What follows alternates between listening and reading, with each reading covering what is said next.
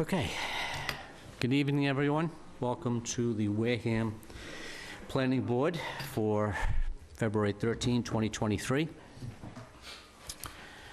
I'm going to try to keep everything on topic and moving right along tonight, so just bear with me as best you can. It is 6:01 p.m. and we will call the meeting to order with the roll call. Sherry Quirk. Here. Mike Baptiste. Here. Jane Gleason. Here. Sam Corbett. Here. Carl Schultz is not present. He is away for the next 30 days or so.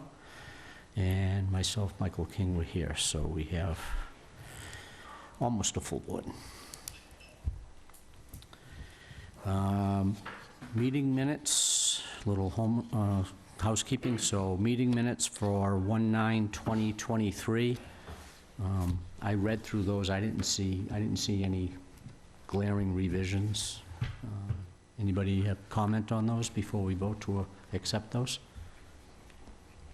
Mr. Chairman, I had a revision which I submitted and Sonia did and recirculated. Yeah, I thought yours was on January 23rd minutes. Oh, that's right. I'm sorry. Okay. Pardon me. I'll make sure I wasn't losing my mind. No comments? Okay, so if there's no concerns, I would entertain a motion to accept the meeting minutes of January 9, 2023 as presented. Sherry? Aye. Mike? Aye. Jane? Aye. Sam? Aye. And the chair votes aye with Carl missing, so 501.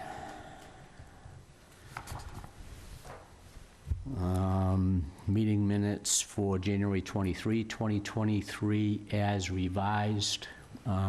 Sherry had sent in a small revision, which Sonia has made the correction to the minutes that we have in front of us. I think I saw one tiny little typo in there on somebody's name, but other than that, they looked pretty accurate. Is there any other input, comment? I would entertain a vote to accept the meeting minutes of January 23rd, 2023 as presented at tonight's meeting. Sherry? So moved. Mike? Aye. Jane? Aye. Aye. Sam? Okay, and the chair votes aye, so we have 411.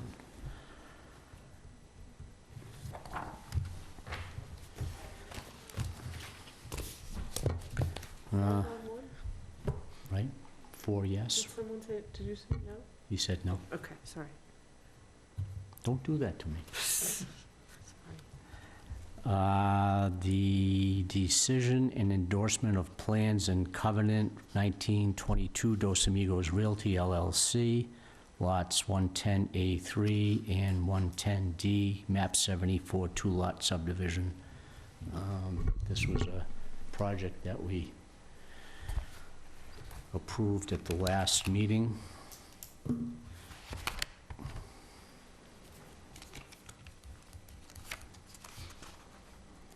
Mr. Chairman, I think we closed the public meeting. We closed the public hearing. Yes. What did I say? Approved. Oh, we approved the closure of the public hearing. That's true. You were absolutely correct, Okay. Mr. Chair. So we have the subdivision covenant that I'm pretty sure everybody's been forwarded and had an opportunity to review.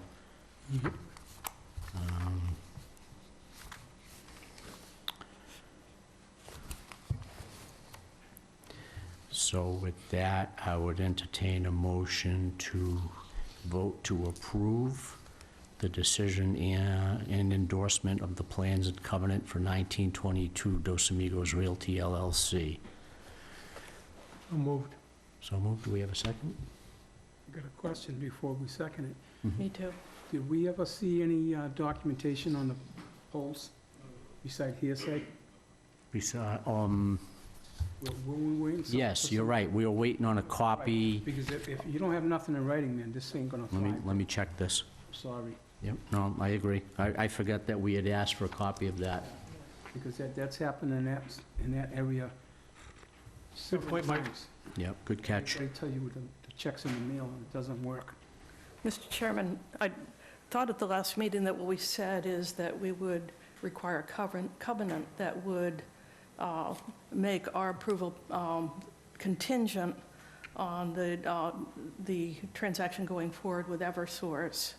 As I look at the covenant, I don't see that covered in it. I have read all the words, but I don't see words that would give rise to that meaning. So I'm not sure, given what we talked about last time, that these documents get us where we said we wanted to go. We want it to It's the be. same snakes that pull the same stuff all the time. And it's convenient for them that they forget or the paperwork never comes through. Yeah, I And don't then it's see it after in the here. fact, and the poor people that live there pay the price. Yeah, I don't see it in the folder. Ken, do you know if they forwarded that copy? No, they did not forward anything on They that. did not. So, And there's no language in there in the covenant? to have it be contingent on receipt of that? We can put in that language if you want, if that makes a difference. Oh, the thing is, we won't sign nothing, Yeah. you know. Yeah, we closed the public hearing, we've got 60 days, and at that point now, the onus is on them to produce the document that we asked for. That's right. All right, so then I would entertain a motion that we put off, do not vote to approve this until such time that the document requested at the last meeting be provided, and that the covenant indicate that its approval is contingent on that document's existence. I withdraw my prior motion and make that motion. I like that motion better, that's a good motion. Do we have a second? Second. Okay, all in favor, Sherry? Aye. Michael? Aye. Jane? Aye. Sam? Aye. And the chair votes aye. And this is a good example. We go back to the same old thing, it's the same people do the same thing all the time. And, Sam, I think we're on the same page all the time we start. They're not even here to represent themselves. That's how arrogant they are. That's bullshit. We gotta make sure we let them know, Mike. We do need to, Yep. can we, Just can we? Give 'em a little can the reminder. plan- Yeah, can the planning office forward them? Your comments, yeah, Yeah. absolutely. All right, thank you. Now, the 60-day decision, or the 60-day time clock, does that take into account time wasted by them by not producing the document? No, it doesn't. So what happens in 60 days if they still haven't produced the documentation? We deny. We deny it on insufficient information and move on? That's Yep. correct. Okay, The next thing they're gonna say they got a constructive grant. That happens quite a bit around here also. Yep. Falls between the cracks. You told me I can be Kyle today, so I'm gonna be tough. good job, Mike. Okay. Next. Next. Yes, I told you I wanted to keep it moving along, so, Yeah, good we're job. gonna move along. Update on the status of the draft zoning bylaw amendments. Since Carl is not here to update us on that, Ken, can you fill us in? Do you know what's going on? Sure, this is actually on the site plan review, not the solar energy bylaw. And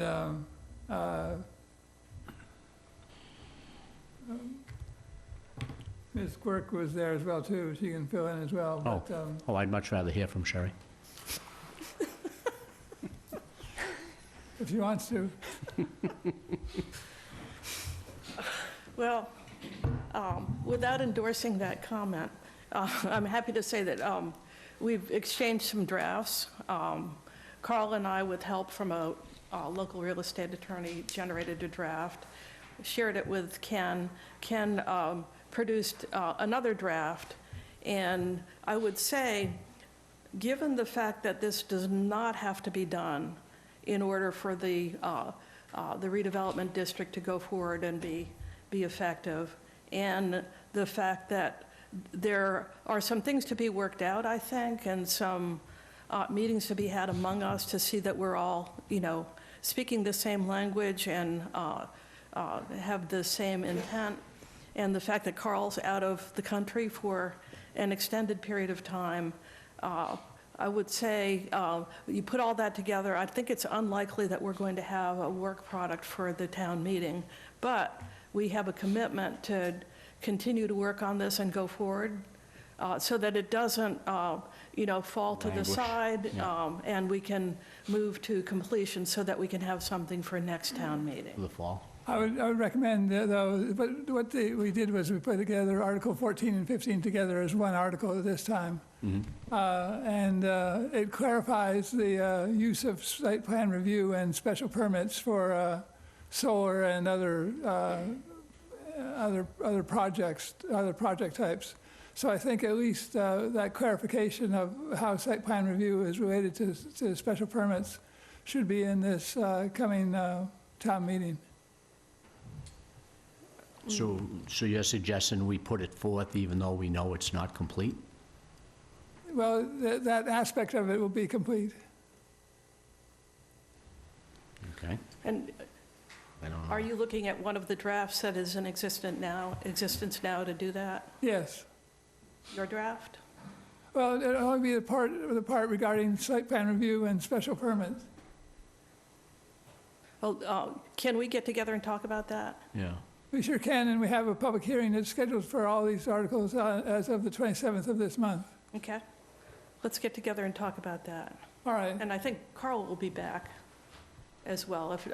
I think some kind of modest fix might be a good idea, and I'd be happy to talk about that. That sounds good. Okay. Okay, perfect.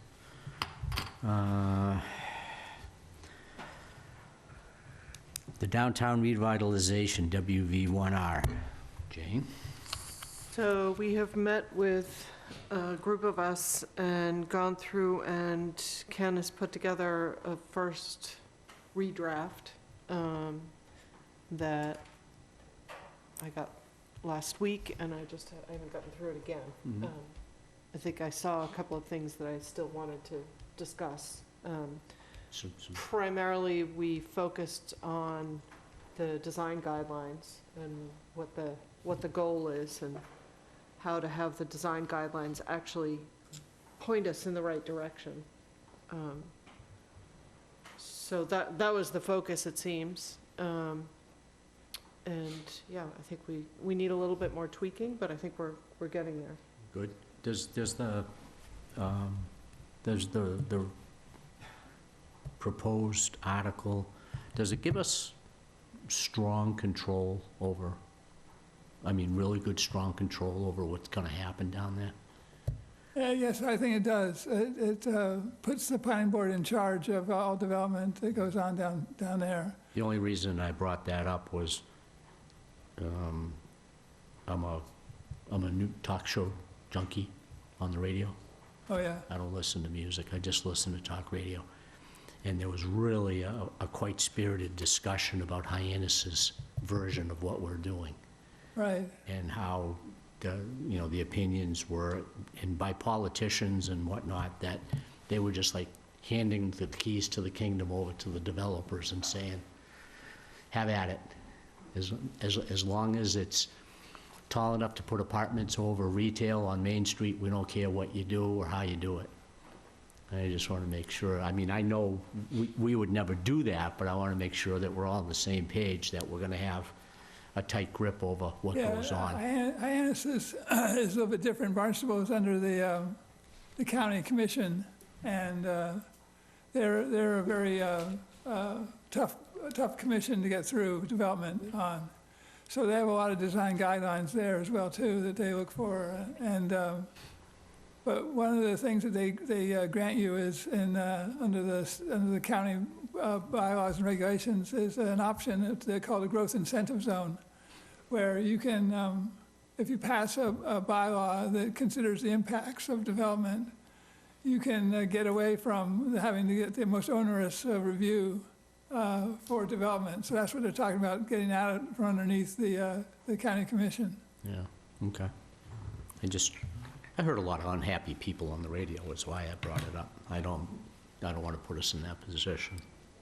Yeah, Hyannis needs a lot more than just growing up as well, too. Yeah, they do. They need a lot of help, I agree. So the displeasure was with not having enough control over what's happening? Is that? Yeah, the politicians that were chiming in were concerned with unbridled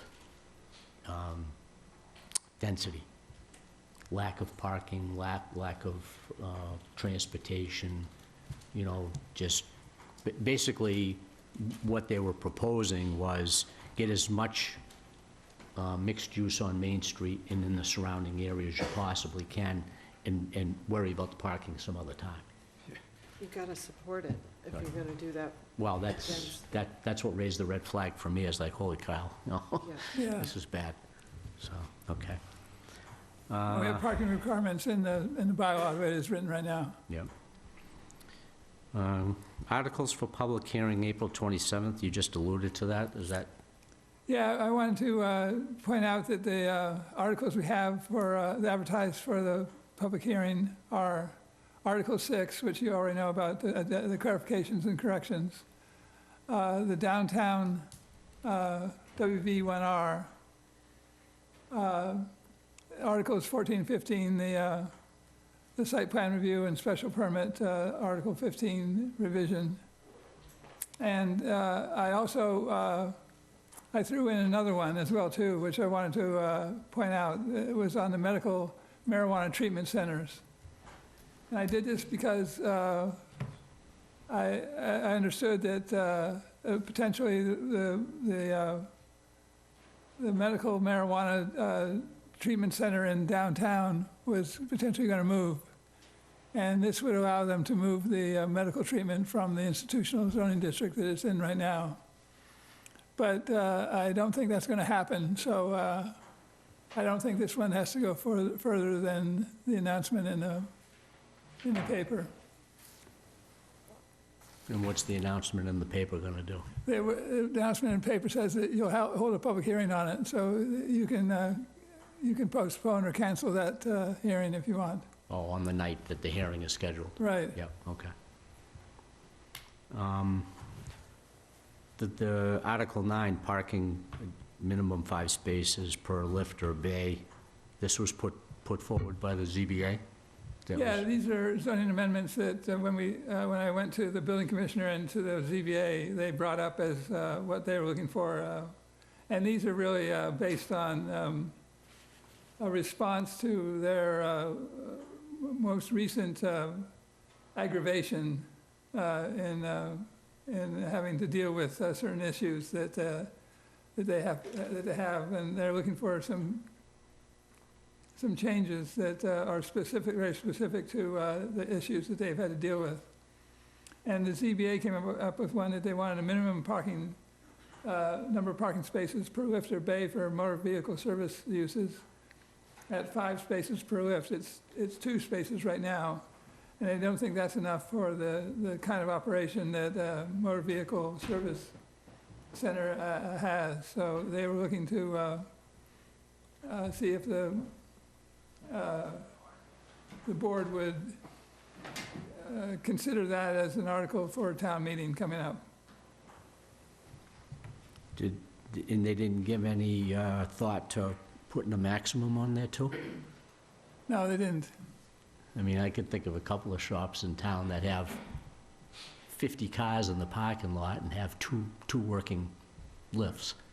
Right, and there is, that's part of the problem that they see, that there's a lot more demand than the lifts can handle, and it takes up spaces on the lot. This is for the initial application, when the proponent comes forward with the motor vehicle service use and wants to get it, that they have to show that they have at least 5 spaces available. If they have used car dealership or whatever, they also have to get a license from the Board of Selectmen or the Select Board for the purpose of identifying the number of vehicles allowed on the site as well. But there's nothing that stops people from going to a service center that they like and trying to find a parking space to That doesn't exist? it doesn't exist, to use the service there. And that becomes an issue with the individual businesses and their scheduling as well, too. So are we looking to put this on the the next meeting for public hearing, or is this just something you just It looking would for a have to be, vote? it would have to be in March, the public hearing, because we'd have to have time enough to advertise it. Yeah, okay. So you're just looking for a vote from the board to move forward and consider proposing it and acting on it? That's right. Acting on a request of the ZBA. I don't have any issue with it. I don't like seeing repair shops they got cars stockpiled all over the place, and it just adds to the clutter, especially if it's on 28 in the public eye. Sam? Oh, there are some places that are triple parking. You can't even get to the bays in some of them. It's crazy. Yeah. Parking on Route 28. Yeah, there is no parking on Route 28. Some do. So this is just for garages and repair shops. That's right. You know, it's kind of strange, if we take that one step further, we put restrictions on contractor base, on not putting stuff outside, and the zoning board of appeals came and they reverted it and made it a total junkyard up on 28. So they're not consistent. Maybe you want to tell me where that is, because we do have, Across from Perry's Ice Cream. we do have restrictions on that lot. There is, huh? Yeah, there are. And what we need is a zoning enforcement officer to go out if there's a problem there. And if, I'll do that tomorrow. They got hoists on the side, they got hoists in the front, they got material parked out in the back. And that was a zoning board of appeals that changed our conditions on that one. Remember, there was 5 contractor bays in a 2-pound bag, and we said Yeah, it's in a nothing very but small outside. area, yeah. Right, and the zoning board of appeals did 180 on us on that one. So they're not being consistent. I'll check the special permit issues on that one and see what it says. And if there's an issue there, we'll bring it up with the zoning enforcement officer. Yeah, okay, because legally, I think we're gonna run into some legal ramifications over there with conflict of interest.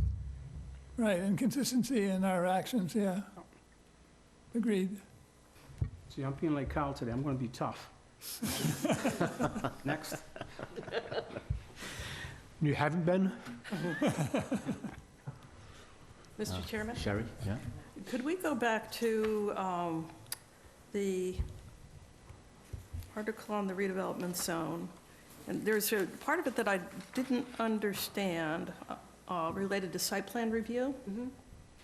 And I can't tell whether what it's saying is that the properties in the zone will be subject to site plan review, or they will only be subject to site plan review to the extent that, you know, there is expansion of the floor area.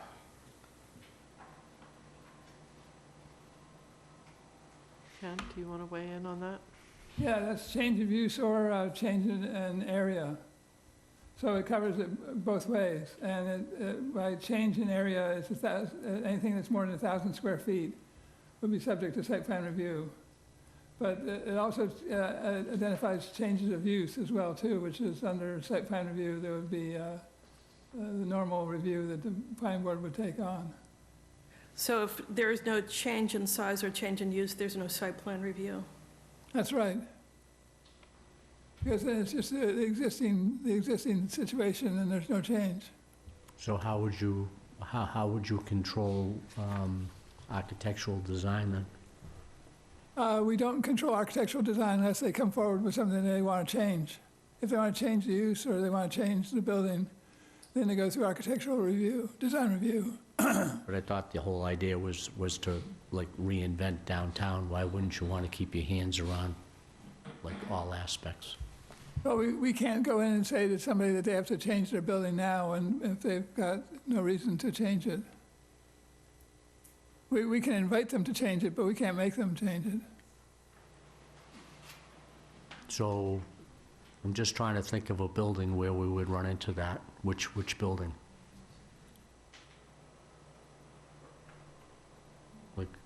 the Scarlet Rose, maybe.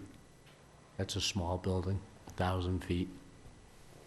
Well, I think beyond that, you've got to apply that idea to future buildings too, not just what's there. Mm-hmm. Yeah, this is really for the future buildings. This is for what gets built out. The idea here is to try to get some private investment in the downtown, get some Yeah. private capital and to redevelop properties and improve them. And when they're improved, we get them to design it in accordance with our design guidelines. As long as it's over 1,000 feet or it changes use. Right. So, but if it's under 1,000 feet and it doesn't change, if it was a restaurant, it stays a restaurant, we have zero input. That's right. Okay. I'm not sure that's, Yeah, something to think about. yeah. I'm yeah. not sure that's in our best interest, but, Yep. Worth giving more consideration to. We can take that up at the hearing as well on next meeting. mhm, okay. One other tiny question. On the use table, there is a reference to, in the utility section, to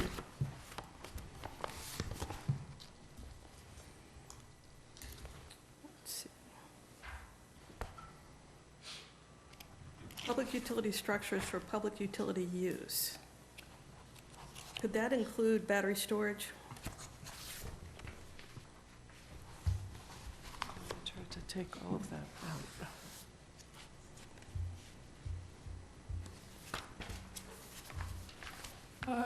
That sounds like it'd be up to the building commissioner to make that determination.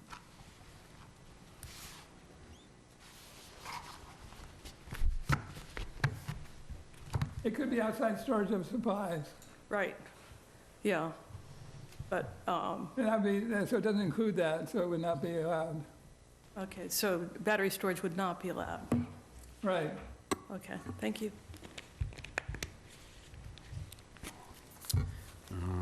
Going back to the discussion for Article 9, Jane, do you have anything to No. add? Okay. At this point. So I guess it's just a matter of a vote to move this forward to public hearing for consideration. So I would entertain a motion to move this forward for public hearing on the next available date. I don't have my planner, by the way, so you're gonna have to help me out. I left my planner at the house.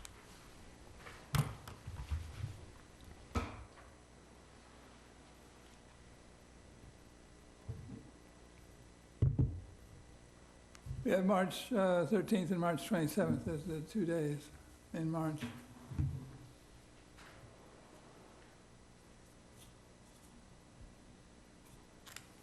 And it looks like March 27th would be the easiest one to hit on the notification and scheduling.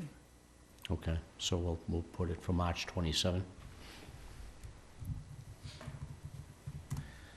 So, a motion to move Article 9, parking minimum of 5 spaces per lift or bay for motor vehicle services uses, requested by the ZBA, to move it to a public hearing for March 27. So moved. Second? Second. Okay, we have a motion by Sam Corbett, seconded by Sherry Quirk. All those in favor, Sherry? Aye. Mike? Aye. Jane? Aye. Sam? Aye. And the chair votes aye.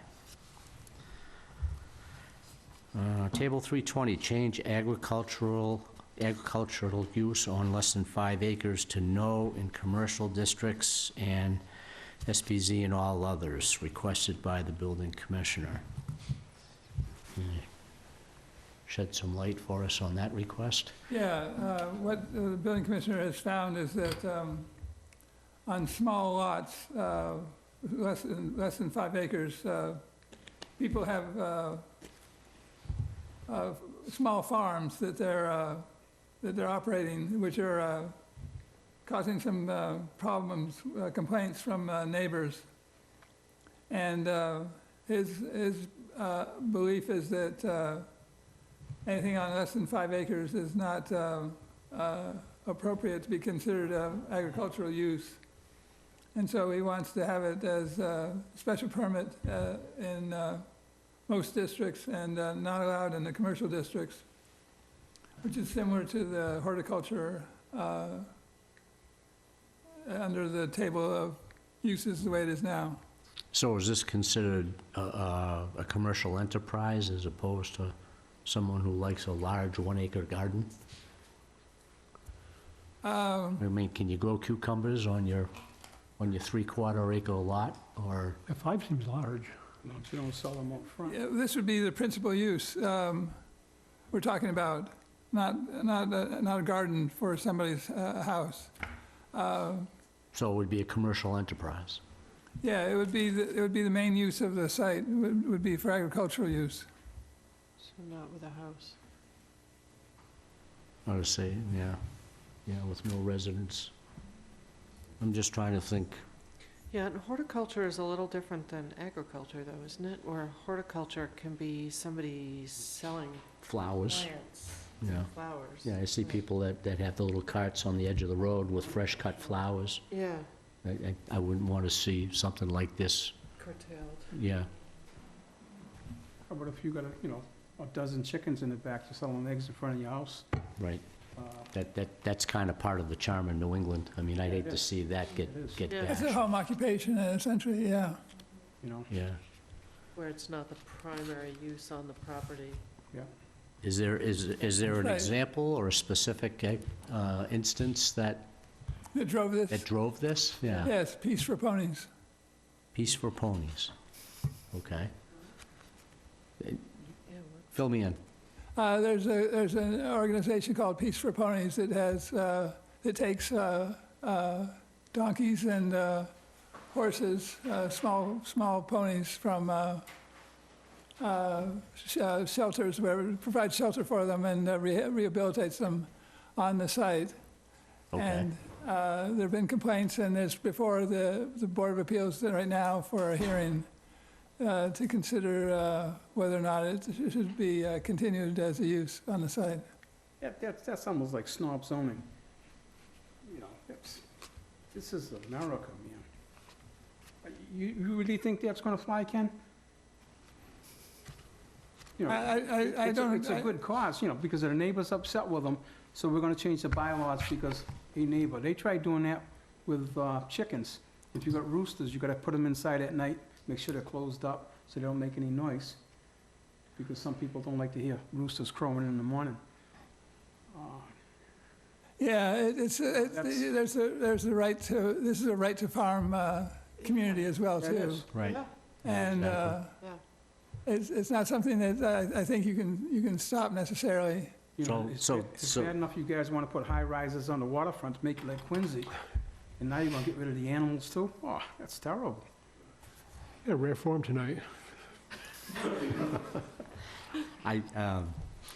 I personally agree with Mike. I think it's, it's a targeted change in Right. the table because of one instance, which is probably being driven by one complaining neighbor. It's two complaining neighbors, actually, but one on each side. So 2 neighbors out of the... But that's how I preface these. These are reactionary zone Right. changes. Exactly. Two people out of a town of 20,000 plus, This is ridiculous. yeah. I wanna move to Briarwood, buy a small plot, I'm gonna have a dozen free-range chickens. I'll be selling eggs on the side of the road. You gonna tell me I can't do it? I'm gonna have a lot of trouble, Mike's Honest Egg Farm. yeah. Yep, I like it. All right, so, getting a kind of a feel for the board, I would entertain a motion that the planning board does not put this forward as requested by the building commissioner, respectfully. And we do not hold public hearings and promote or, move this forward for some sort of a town vote. One use. One use. Yeah, I mean, it is, it's very narrow, I think it is very narrow-minded, to be honest. Well, this is not the first time a building commissioner has brought up agriculture as a problem for their enforcement of the zoning regulations. And it goes beyond this Peace for Ponies, it's for other agricultural operations. And Do we have any pig farms in town? Not that I'm aware of, not that I've smelled lately, anyway, yeah. So, I agree with Mike. I mean, if we are a right-to-farm community, and if someone wants chickens, so be it.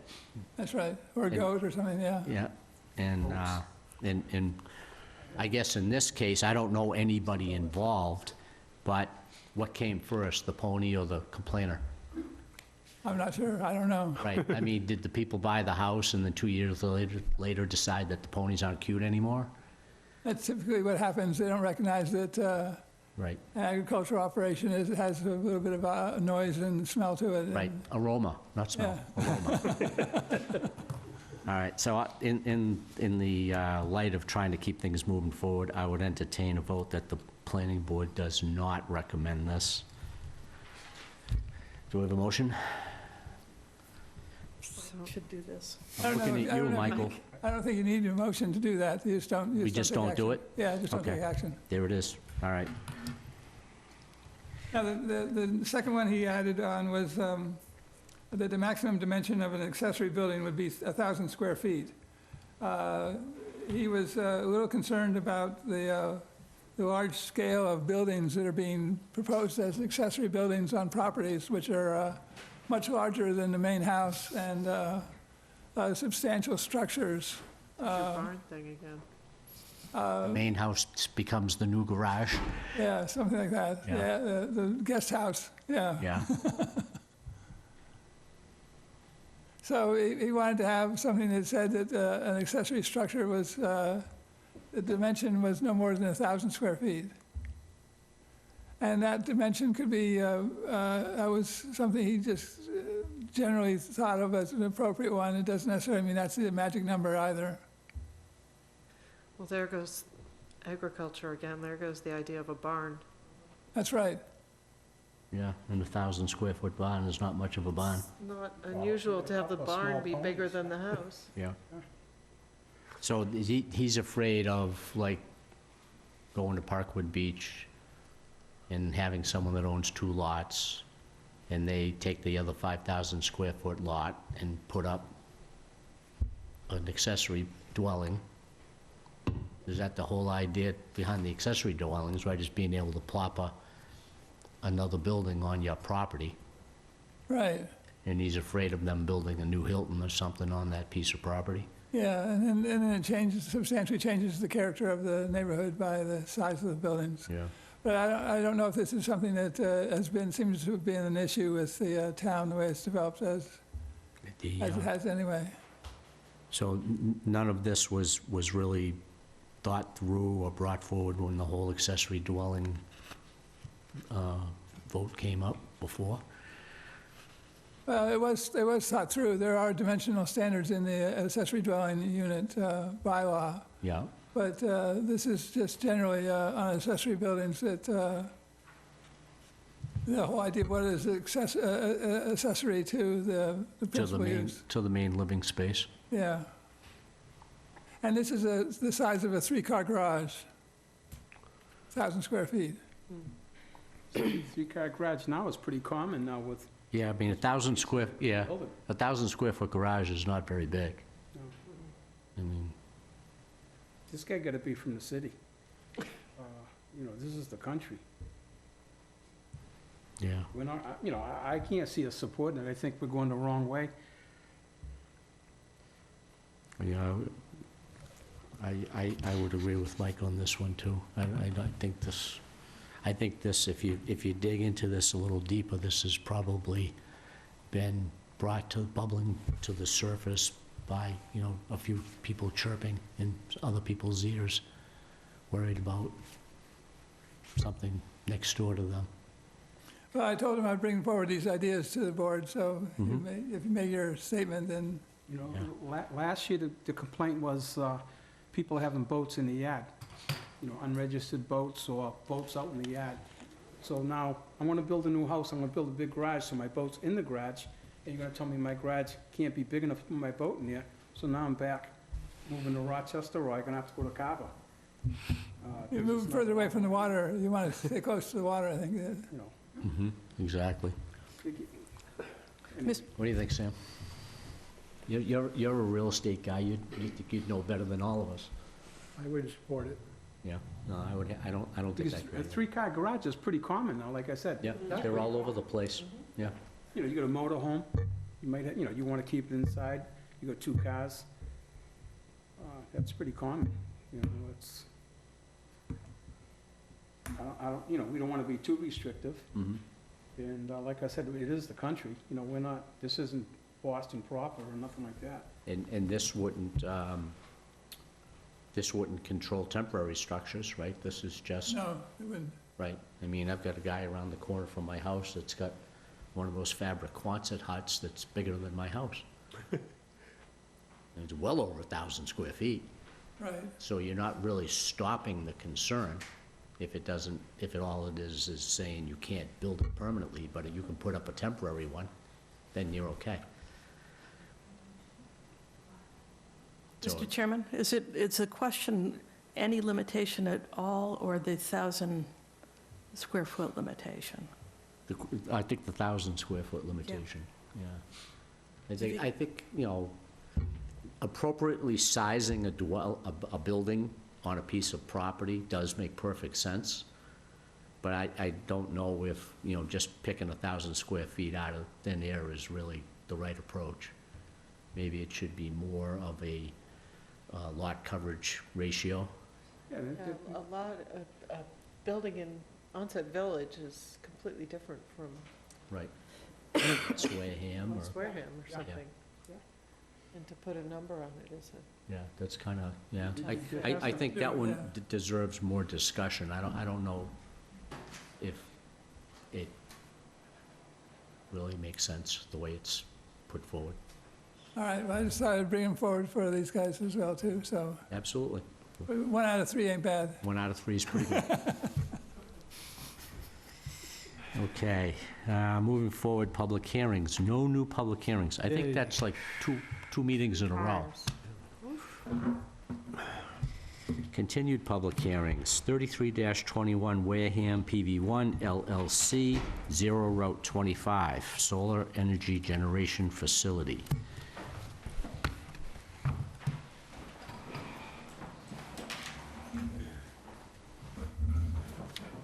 You guys gonna hope Sam don't go away too often.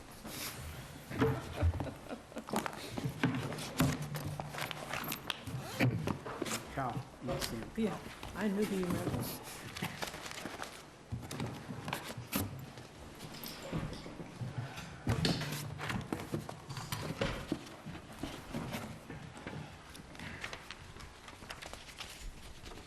Thank you.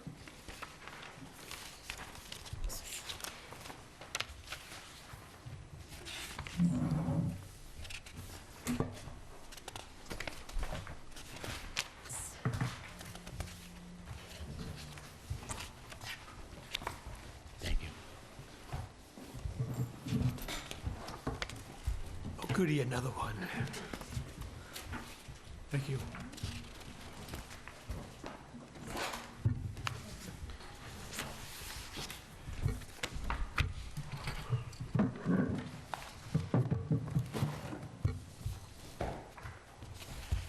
Good evening, sir. Evening. How are you tonight? Okay.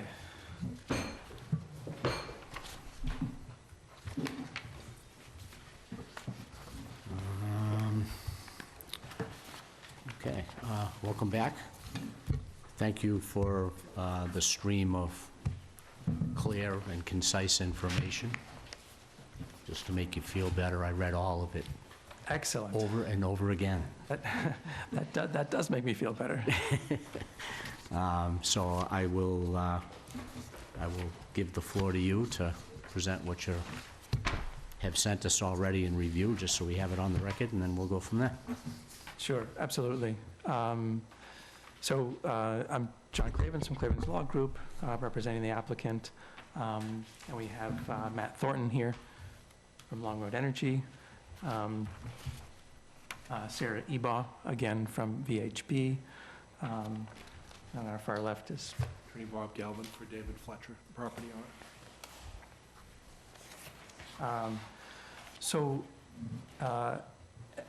As has been our inclination all the way through the process, where we've heard questions and concerns, we've tried our very best to provide thoughtful, factual, and legal information to address those questions and concerns. That's what we tried our best to do between the last meeting and this one.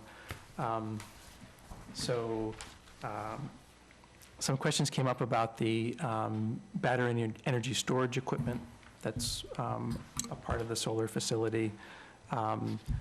The battery energy storage equipment was proposed right from the outset.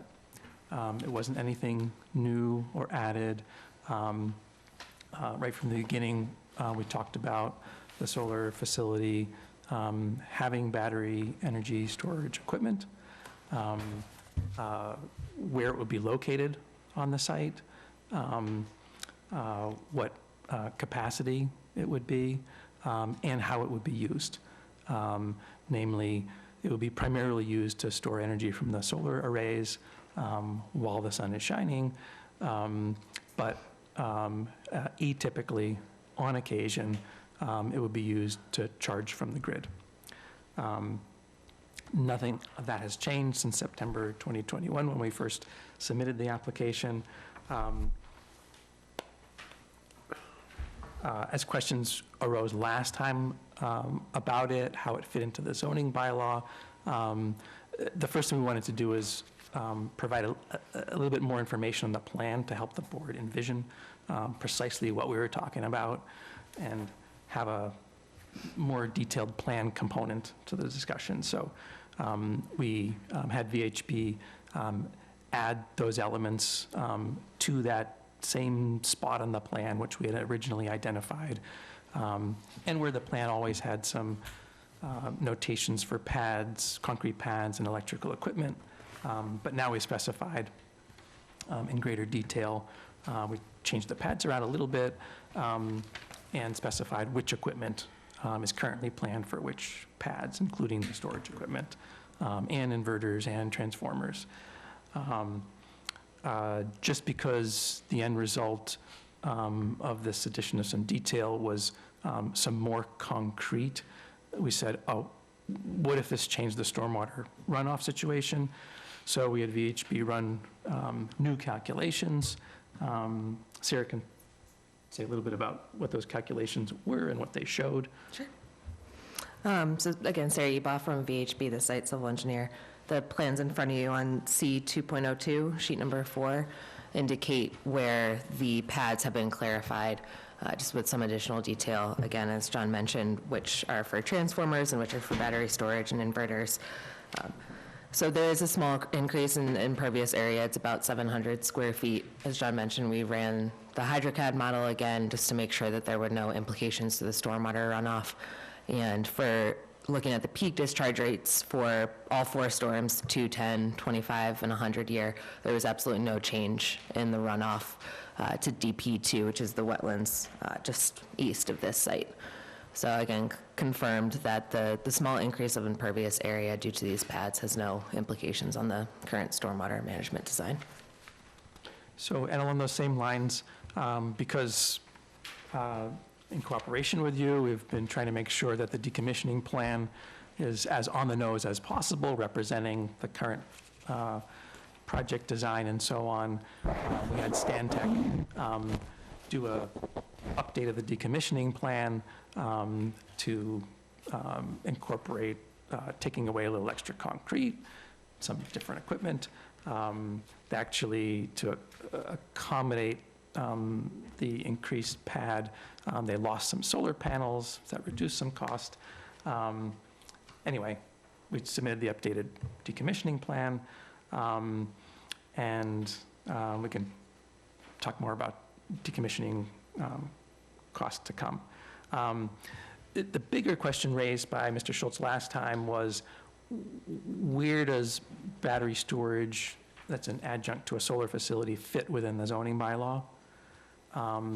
If there's some charging from the grid, as opposed to what it sounds like the board has been comfortable with to date, which is battery storage equipment as an adjunct to solar, but charged only from the solar. So we didn't want to speak too off the cuff in the last meeting. And as there's been some changing of the guard for legal, for staff within Long Road, we also didn't want to speak off the cuff if we didn't know what representations had been made to the board in the past. We researched that fully. We don't think there were any representations inconsistent with what was originally put in the application, namely typically charged from the solar arrays, atypically on occasion charged from the grid. And then we did a fairly thorough legal analysis of why this type of battery storage adjunct to a solar facility is allowed under the bylaw. I don't want to drag you into the depths of a legal argument. I did write that all out in my letter to the board. I can go over it, I can summarize it, I can just answer any questions about it. What would be most helpful to you? Sam, I mean, for me, I understood your point. If you want to summarize a quick summary, that's fine. Sure. So I guess first laying the table, there's a separate short letter from Nathan Adams, who's the Director of Energy Storage at Long Road, just explaining for the record, reaffirming how the battery storage system will be used, that they expect perhaps a couple of times a year they might charge from the grid, and that all the rest of the time it would be charged from the solar arrays. And he also addressed the question, I think Ms. Quirk brought up last time, whether grid charging activity involved some greater risk. And he assures us, no, that's not the case. There's no difference in physical profile, health and safety risk relating to electrons coming to the battery from the solar arrays versus from the grid. So the first legal point was that really what's allowed in the R130 district is a large ground-mounted solar energy use. So the question is a solar energy facility with equipment that will be operated this way still a large ground-mounted solar energy use? And we'd say yes, it is. First of all, the board has made clear through its past permitting decisions that when you have an ancillary battery energy storage system, it's still a large ground-mounted solar array. And although a question came up last time of, well, does it make a difference if some of the energy comes from the grid versus the solar arrays? We understand, but it's the first time it had come up. There's no basis in the bylaw for making that distinction. And we don't believe that that distinction should be made now. Section 594.3 of the bylaw even talks about how the bylaw applies to all appurtenant structures, including but not limited to storage facilities.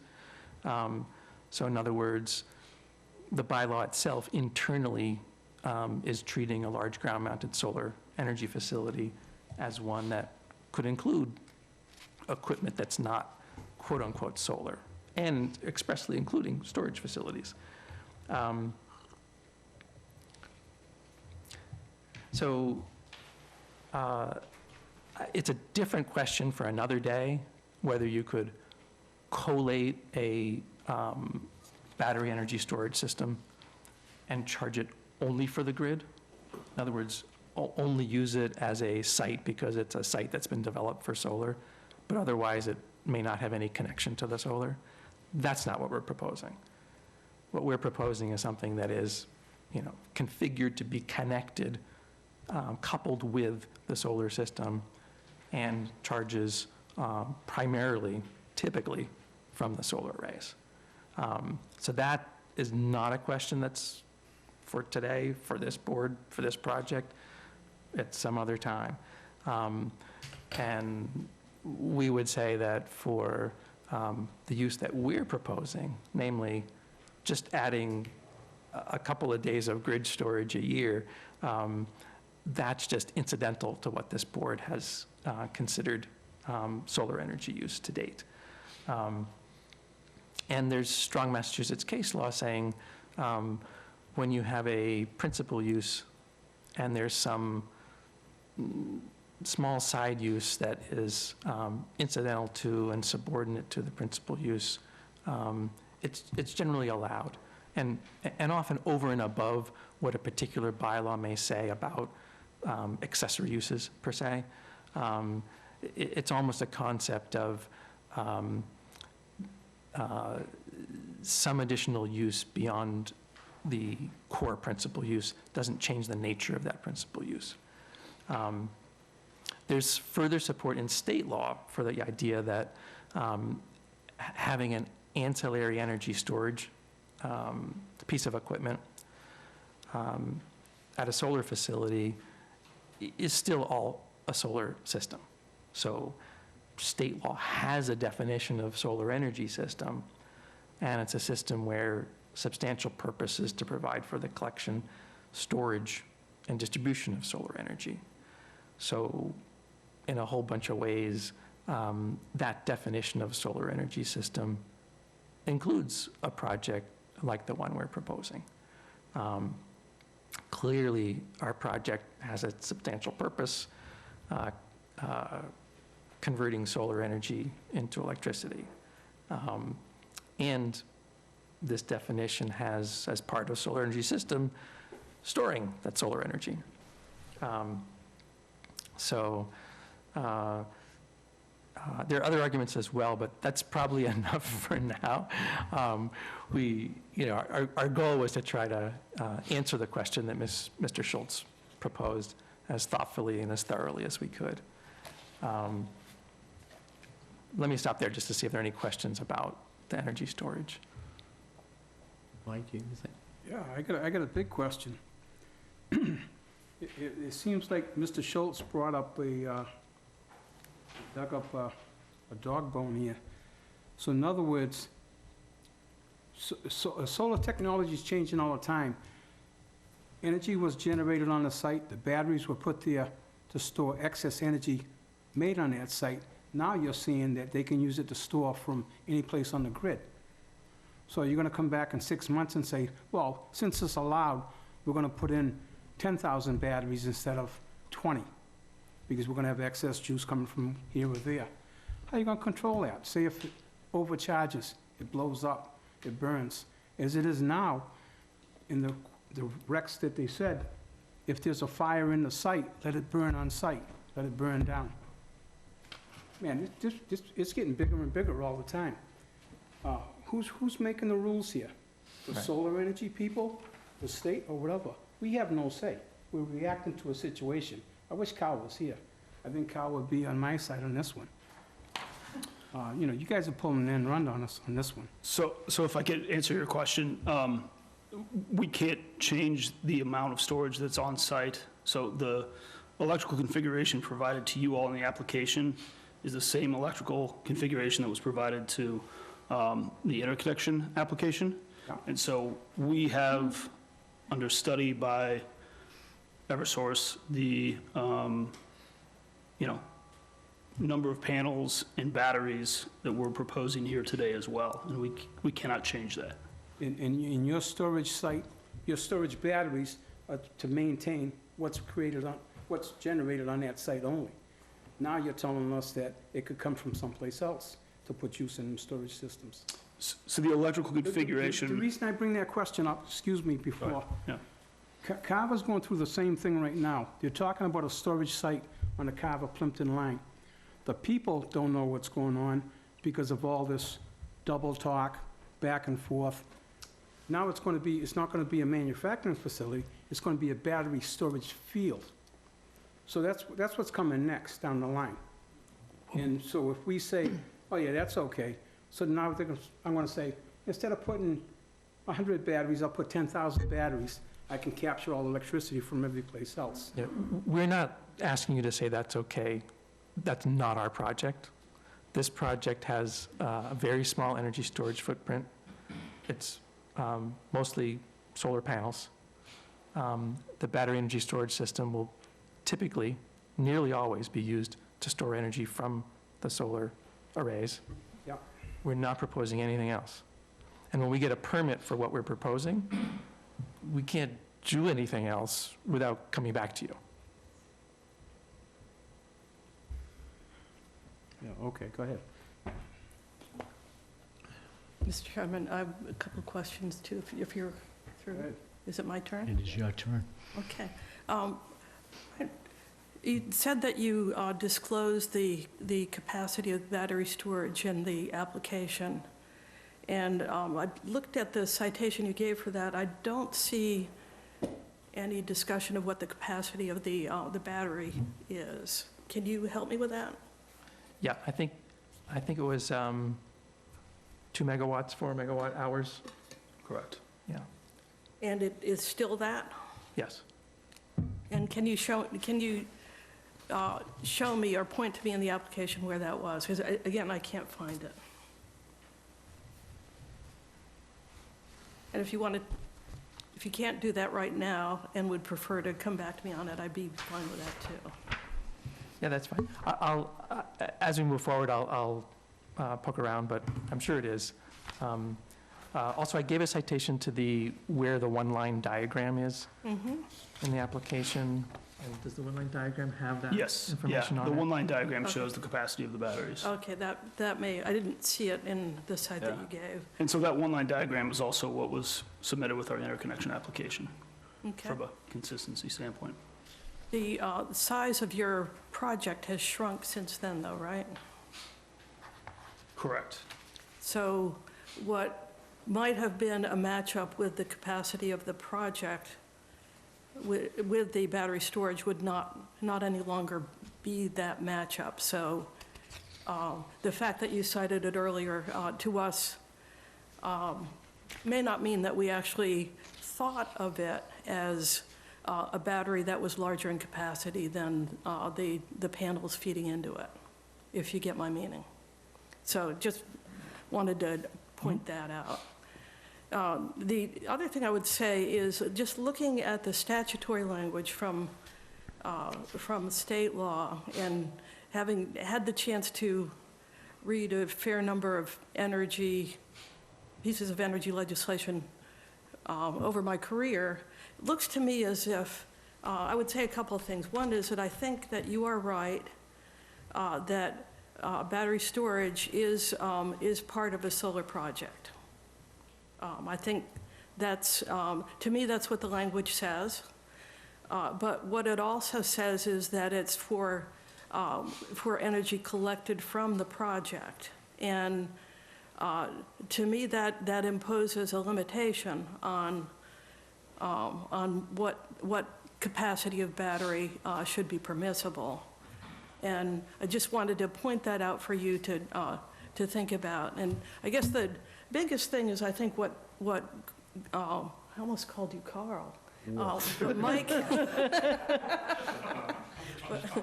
what Mike has said, which is hard for us. I mean, battery storage is a big issue in this town, and it's a big issue for us. So you are in the unfortunate position of stepping on something that has some blowback along with it. And so the idea that you want to overbuild it, however slight, however used, puts us in the position of having to try to figure out how we draw these lines, if not at the capacity of the project itself. How do you decide whether a project is maybe bigger than the capacity of the project, but okay, too big? It gets us into an area where we have a lot more work to do. And so it just, it's troubling, and I would guess it's going to slow us down a bit. It could slow us down, so that's a risk here.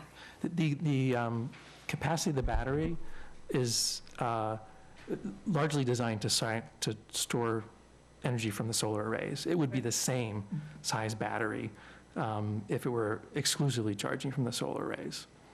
Yeah, it's also less than the capacity of the solar array. So we have a 2 megawatt battery and a 3.5 megawatt solar plant. Well, if I could, sorry. Yeah, go ahead. To your words, the batteries would only gather energy from the grid occasionally. You said 2 or 3 days a year, maybe.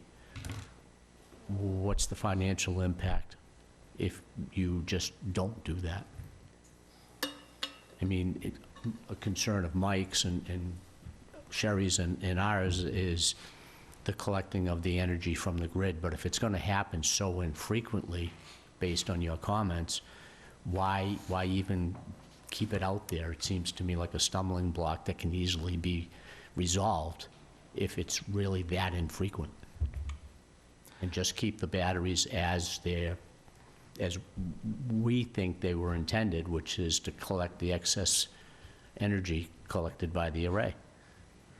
Right, and the substantial purpose of the batteries is to collect the solar energy from the arrays. So why can't it be its sole purpose if they're gonna take energy from the grid that infrequently?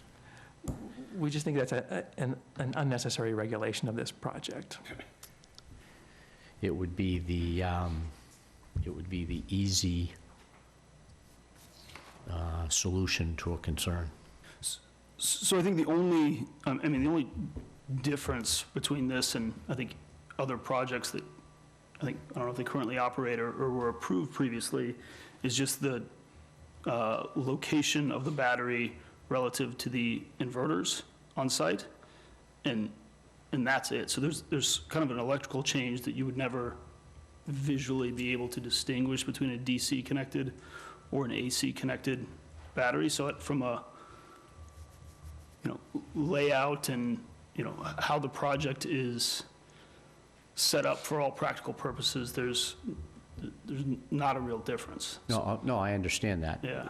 But you have to understand our concern, which is our town is being targeted, for the lack of a better way of putting it, for solar farms, all in the name of the environment, right? Was going to save the planet. And part of your project is telling us that not only are you going to capture the energy from the sun and convert it into electricity for use, but you're going to grab electricity off the grid. The electricity off the grid is more than likely been coal-fired or gas-fired. So how are we saving, we're giving up open space in our town in the name of clean energy, but you're going to go out and you're going to grab some dirty energy because it suits your project. Well, again, it's the same footprint.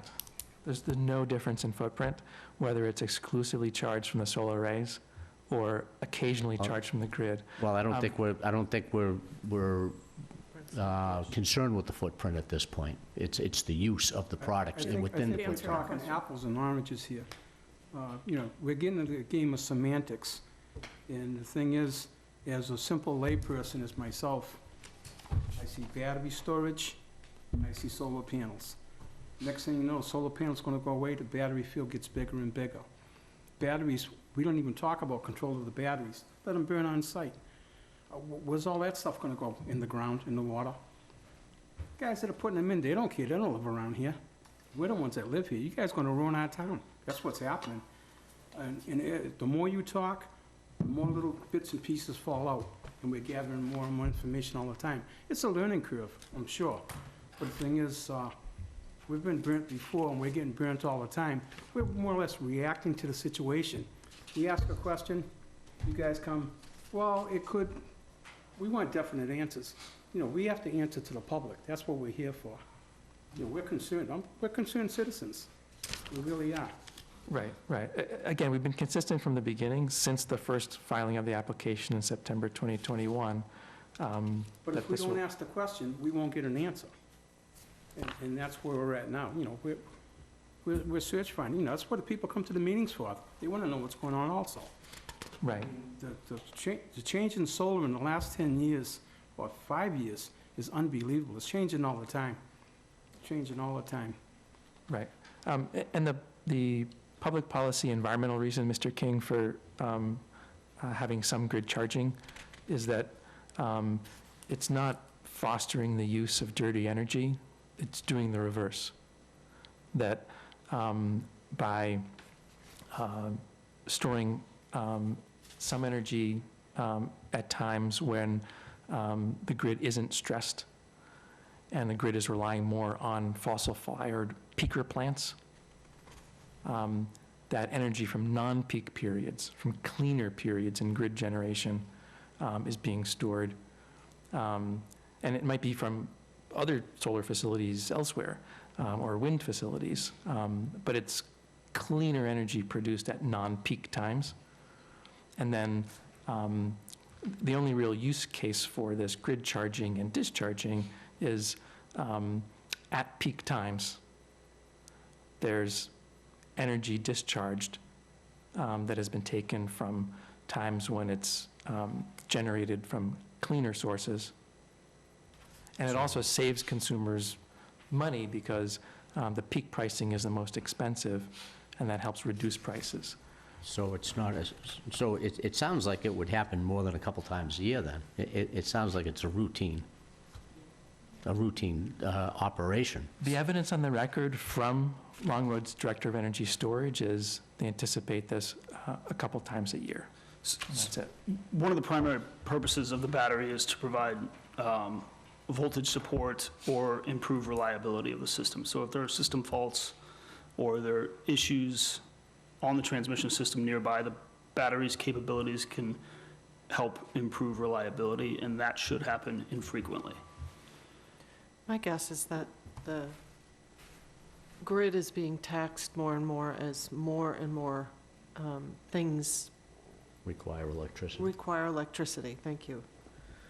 And battery storage for the grid is going to become more and more in demand. So it might have been 5 years ago, a couple of times a year, but my guess is it's going to become a It's going to regular be a thing. routine thing, right, I agree. And, you know, I'm a capitalist at heart, so you'll have to forgive me for what I'm about to say. But in my mind, as I'm listening to the discussion about taking power from the grid, storing it in the battery, and then redistributing it at peak, at other times, all I can think of is buy low, sell high. That's what's running through my head. You're gonna grab energy off the grid when it's 3 cents a kilowatt hour at the wholesale rate, and then put it back onto the grid when it's 5 cents a kilowatt hour and make money. And if it was for me, I'd be doing that every day, all day, not 2 or 3 times a year. Stockholders will be happy. You know, I'm listening to everything that's going on, and it's such speculation here that we're not trying to build a battery storage facility. We're trying to build a Yes. facility. Yeah. We are not. We want you not to approve that. We are not trying to build a battery facility. We're only proposing a facility that has a battery that's actually less than the capacity of our ability to generate the storage. But you guys already said that power's gonna come in from the grid to go into that battery possibly. On a couple of occasions a year, it's de minimis. You can make it a condition. You guys break that shit all the time.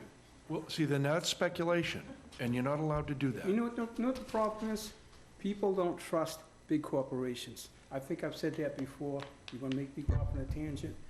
You guys come through, you lie through your face, you expect us to, everything is good for us. That's not right. That's not All fair. right, it's true. You should not sit here and accuse people of lying to you. Well, It's not fair. deceive. Okay, is that a You better you word? shouldn't even say that. That's not fair. My client's the property owner here. My client's not going anywhere. My client's taking a risk. My client doesn't want to be called a liar. They found the best entity around that's made an incredibly good presentation, and my client would resent being called a liar or being participant in any type of a fraud, because that's what it feels like. All right, that's, Well, We we're going down a rabbit hole. I think Yeah, I we said should we put it- stop there. I won't say any more right now. Yep. But the thing is, I think you know what you're up against. That's what you get paid for, right? I really, I'm not going to respond to that because it's so incredibly insulting to feel like you could, we'll come here and just lie to you? It's insulting when you come here, we're not gonna do this, but maybe 2 times a year. Come on. We provided a written opinion from an expert that explained how this works. This is a de minimis thing that once or twice a year, it has the ability to receive some power back off the grid. This isn't a battery facility, and you'd be absolutely right to critique us if it was a battery facility. This is a solar facility. Okay. Okay. All right, so we all kind of know where we stand there. Sam, do you have anything you want to No, I don't. add? Public input. Yeah. Hmm? How about public input? Yeah, I have one more thing that I'd like to say before we open up to the public, unless, Jane, you have more? No, I'm good. I read your opinion on the decommissioning. Yep. And there was one line that I wouldn't say it was problematic for me, but it caught my eye, and that was no prohibition on reduction of the financial assurance amount if a future review indicates a reduced estimated decommissioning cost, but he really didn't go into detail as to how you would arrive at coming to us and saying, hey, we really think that our decommissioning should be reduced. And for me, there was a line that was missing that said, as agreed upon by both parties, which I think needs to be there, because we can't, we're I won't say fighting for the people of Wareham, but we're doing our best to make sure that, heaven forbid, somewhere down the road, we have to take on breaking that thing down and getting rid of it, that we don't saddle the residents with a cost above and beyond what you've posted. So I would think that we would have to just kind of revise that statement just a little bit to make sure that both parties are protected. Absolutely, and where we, in advance of the last meeting, had proposed some conditions, procedures, it was to anticipate that the town might need to engage a qualified engineer to do a peer review, and that there would be Right. a process that But our qualified engineer's estimate wouldn't be the last word. I just don't want to put, I don't want to put the town in a position where you come to us 2 years from now or a year from now and say, hey, our qualified engineer states that it should be $1 million less than what you're telling us it should be. And we don't have a vehicle in there that protects us from our side of the table that says, well, we appreciate his opinion, but we need to discuss further, and until we can come to consensus, the bond stays the way it's written. So that's just my 2 cents worth. I think that's, I mean, I highlighted some other things, but they've been touched on while we've been talking, so I think that's pretty much all I had. Mr. Chairman, I wanted to ask about the wells, the monitoring wells. Oh, yes, that was my other, thank you. Been- Go ahead. I mean, I think you stated that you don't, you won't agree to the monitoring wells, and just wanted to hear more about the why of that. I think the why is that we've presented a great deal of evidence that there is no real risk to groundwater, that the concern was about PFAS and cadmium telluride. We've established that the panels do not have PFAS. They do have cadmium telluride. It's encased in the mechanism. There have been studies, and we've presented the actual studies to this board, that those panels hold up well even under extreme weather conditions like hurricanes and tornadoes. So the material doesn't get released. That even if it were released, cadmium telluride is a compound. So cadmium is of concern, cadmium telluride less so. And not only is that compound a strong compound, but that it's an inert, insoluble material that at most would get into the soil and not the groundwater because of the type of compound it is.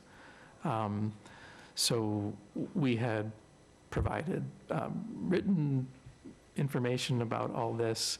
We had Katie Kudzma, Sarah's colleague from VHB, who's a contaminated site toxicologist expert.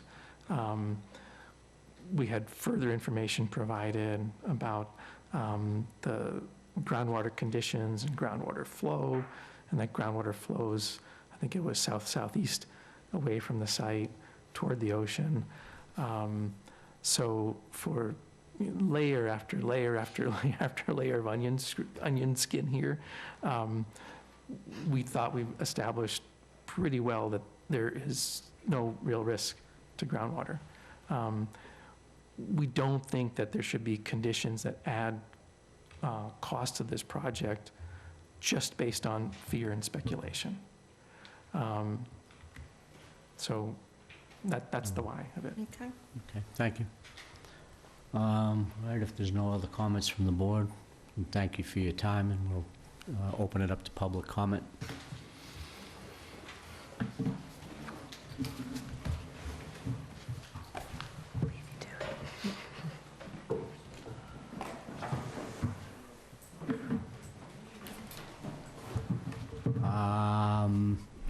Annie, I'm not going to start with you tonight. Sir. Yes, and how so eloquently put by Sam. Please, for the love of God, new information on it.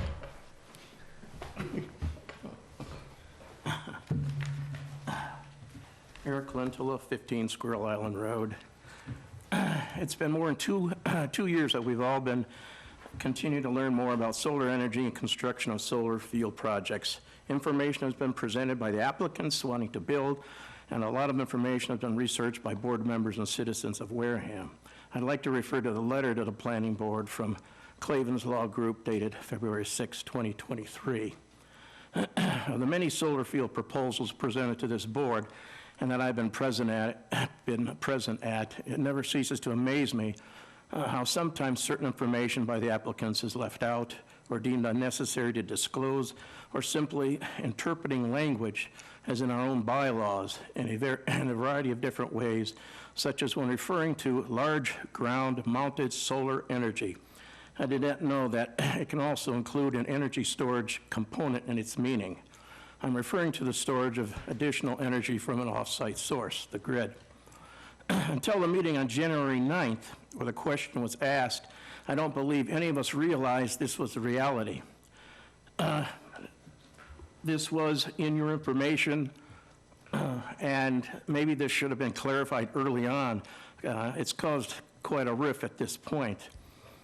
They also stated, and I quote, solar energy systems, and indeed some grid charging would tend to improve public health, safety, and welfare as it provides better support for grid reliability, reduces emissions from fossil fuel generating plants during times of peak electrical load, and help moderate electricity prices, end quote. Would it not be more beneficial to all where we could do both for the public health, safety, and welfare to be able to install these solar energy systems in places where we can also keep our forests intact, and that also contribute to the public health and safety and welfare? The planning board has been asked to refrain from requiring the applicant to conduct groundwater testing. On the contrary, all older and new proposed solar field projects should have water quality monitoring systems in place. The applicant presents multitudes of evidence why this is not necessary, but given the real facts of just how much contamination already leaches out into our water systems from all kinds of sources, and what they say, if any leaks occur, it would be negligible, or not even enough to affect the environment or harm human consumption. Water monitoring systems should be required for all solar field projects as long as they are allowed to be in residential neighborhoods, no matter what the guarantees are given. Thank you. Thank you. Ma'am?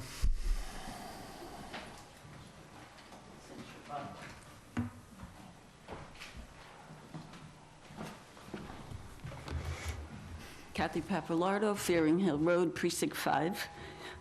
Just a little background. On December 8th, 2021, I attended a solar bylaw rewrite committee, public meeting. And at that meeting, I asked the committee, why is battery storage allowed when it's not in our bylaws? And Mr. Buckland was there, and Mr. Buckland said battery energy storage systems were considered an accessory to the project. Therefore, they were allowed. The solar energy created, generated on that site could be stored in the battery energy storage system on that site for that project. Okay. The original plan for this, which was from a long time ago in '21, the battery energy storage system, you don't even see it mentioned till page 23. It's 166 pages. The decommissioning plan at the end of that document, of which I think there's maybe 5 of them now, but the original document in that decommissioning plan doesn't even list battery or battery energy storage system. They're not listed. The plan since then mentioned it, but we never saw them on the diagrams until the February 3rd, 2023 decommissioning plan. That's the first time we saw where the battery energy storage system was going to go. I don't know yet how many there are. At one point it said 1, then it said 2. I don't know how many storage systems there are. Through you, Mr. Chairman, can we ask that question? How many batteries? We can. I believe we've already determined it's 2 storage units, 2 BESs. So there's 2. Do we know how big they are? Because it shows one concrete platform, 8 foot by 65 feet. Is that where they're going? That's the plan. And correct me if I'm wrong, it's 2 container-sized storage units that are approximately 20 feet each. I know it's here in the document. It has been put forward in the documentation that is uploaded on the website. Because one of them showed that the dimensions were 40 feet by 9.5 feet by 8 feet. So if there's 2 of those, that definitely exceeds 65 feet. No, well, we can confirm that for you, but I'm almost positive the container units themselves are 20 feet long. Okay. And then there's obviously some spacing and whatnot. Okay. Are we clear in regards to the number of solar panels? I've seen the word modules or panels. Are they used interchangeably? Because the panels have gone from 11,160 to 7,356, and I saw one that had 7,332. The number changes. Mr. Chairman, through you, have you finalized the number of panels for this project? Or is that going to change? No, the number of panels listed on his decommissioning, the latest decommissioning is 7,332. Okay. And lastly, at the January 9th, 2023 meeting, at this planning board, it was revealed that the battery energy storage system was going to be used to store energy that was generated off-site. That is not an accessory use based on the conversation I had with Mr. Buckland in December of '21. That would mean if it's not an accessory use, it's a completely different use. That would mean it's not currently allowed in our bylaws, nor was it part of our discussion until last week, or January 9th. And as Mr. Buckland has clearly stated, if it is not in our bylaws, it is not allowed. Therefore, based on that fact alone, this project should be denied. Thank you for what you're doing to safeguard Wareham's future. Thank you. Is there anybody?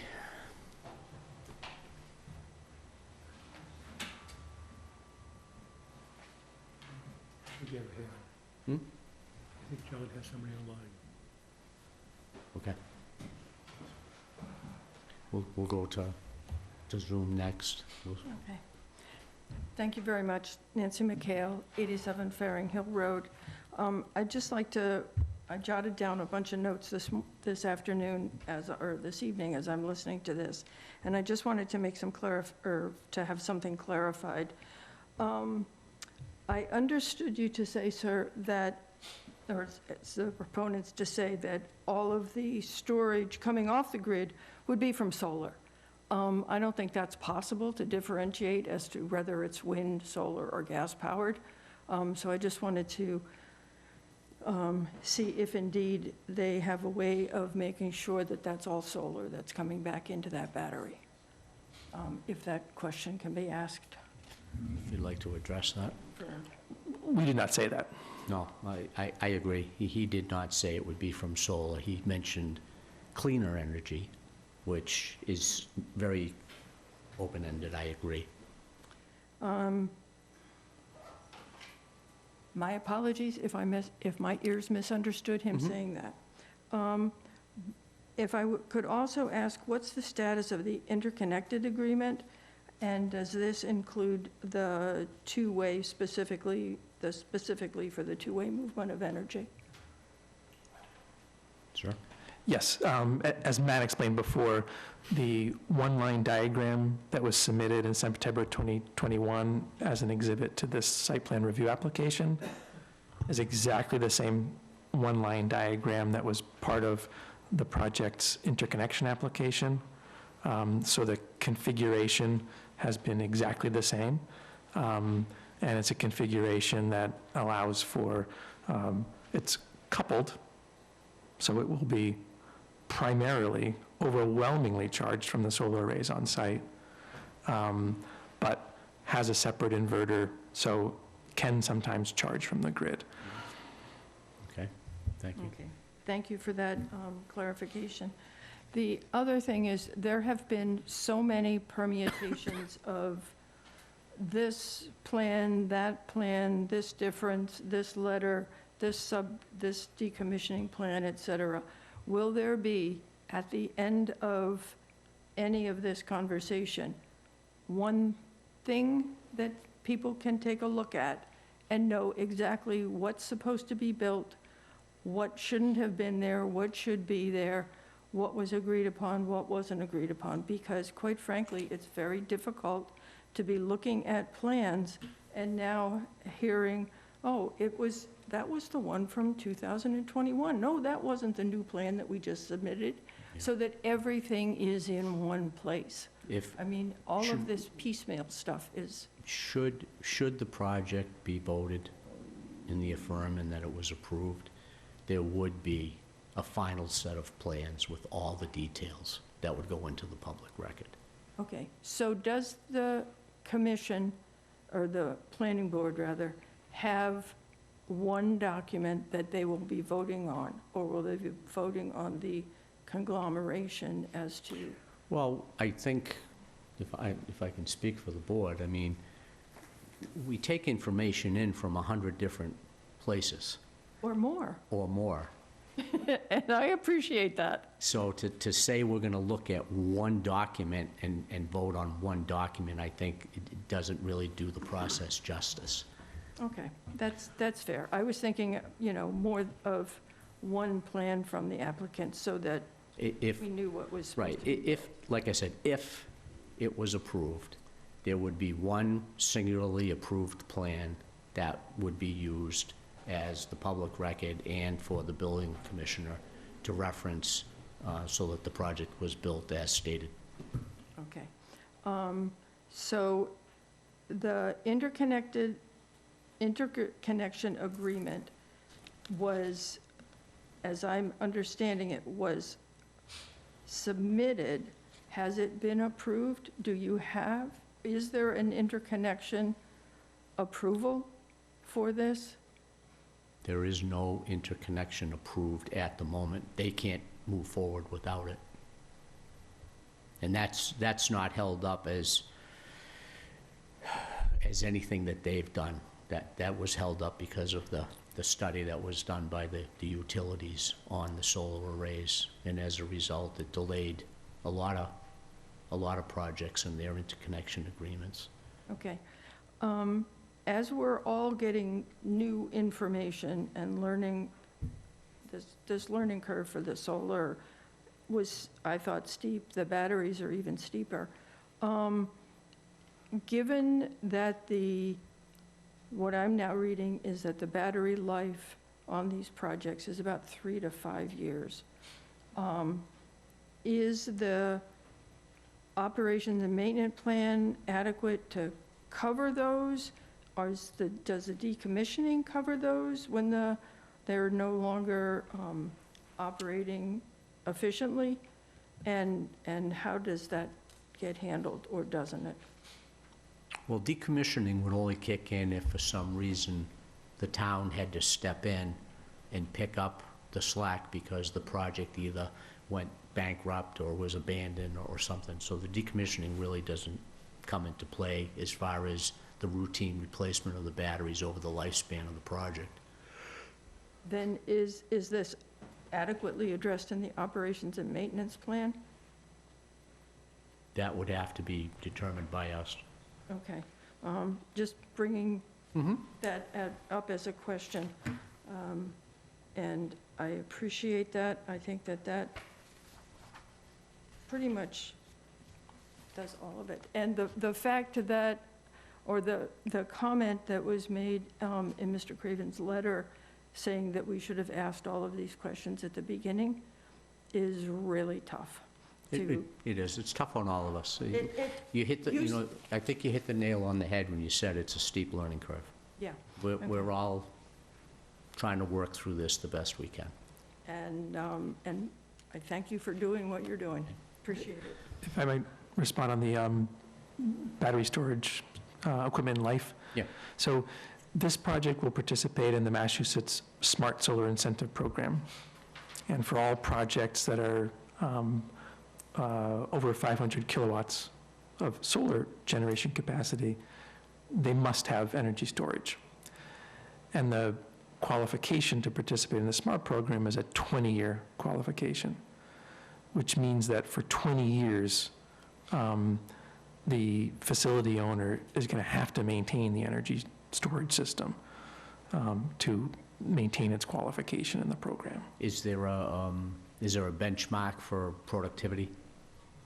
You know, how much the batteries can absorb and then discharge? There are technical specifications, yes. Okay, so it's not a matter of he has to keep batteries on site, but if they're working at 10% capacity 10 years from now, you know, he's still fulfilling his obligations. I mean, they have to maintain some sort of reasonable productivity over the span that they're in place. I don't know offhand those specific technical requirements. I know the regulations contain a whole bunch of charging, discharging, so many hours of storage. I would think that a applicant would be, a facility owner that's qualifying for the SMART program would be pretty unwise to go out of compliance with those technical Right, so they'd have to qualifications. meet major KPIs in order to maintain their qualification with the program. I have a question about the SMART program Yeah. criteria. I think I understand the idea of storage of energy that's produced on site by the panels, that's about not taxing the grid. But relieving the grid would be taking power from the grid at certain times, which is, I think, the crux of what we're all struggling with here right now. And I'm just curious what the SMART program requires. Does it require us to not tax the grid, or does it require this project to relieve the grid? Really both, and all of the above. So Massachusetts, a number of years before the SMART program was created, did a whole study of energy storage and what its value is in terms of environmental value, reducing electricity costs, and so on. And they the state created a report called the State of Charge Report. And it talked about how important it was to have energy storage and promote different uses of energy storage, including charging from the grid and discharging in order to clean up power produced at peak times, to make it either impossible or less possible to have those dirty coal-fired power plants pumping out electricity on a hot summer afternoon or a cold winter day. And then the SMART program, when it was created, and I reference this in my letter, it contemplates multiple different kinds of solar plus storage projects. So when they say a larger solar project has to have storage, the state program allows that storage to be one of several different kinds. And one kind is it only charges from the solar arrays. Another kind is it charges mostly from the solar arrays. It's coupled to the solar system, but sometimes charges from the grid. And the reason the state wanted that was because that provides an environmental and consumer benefit.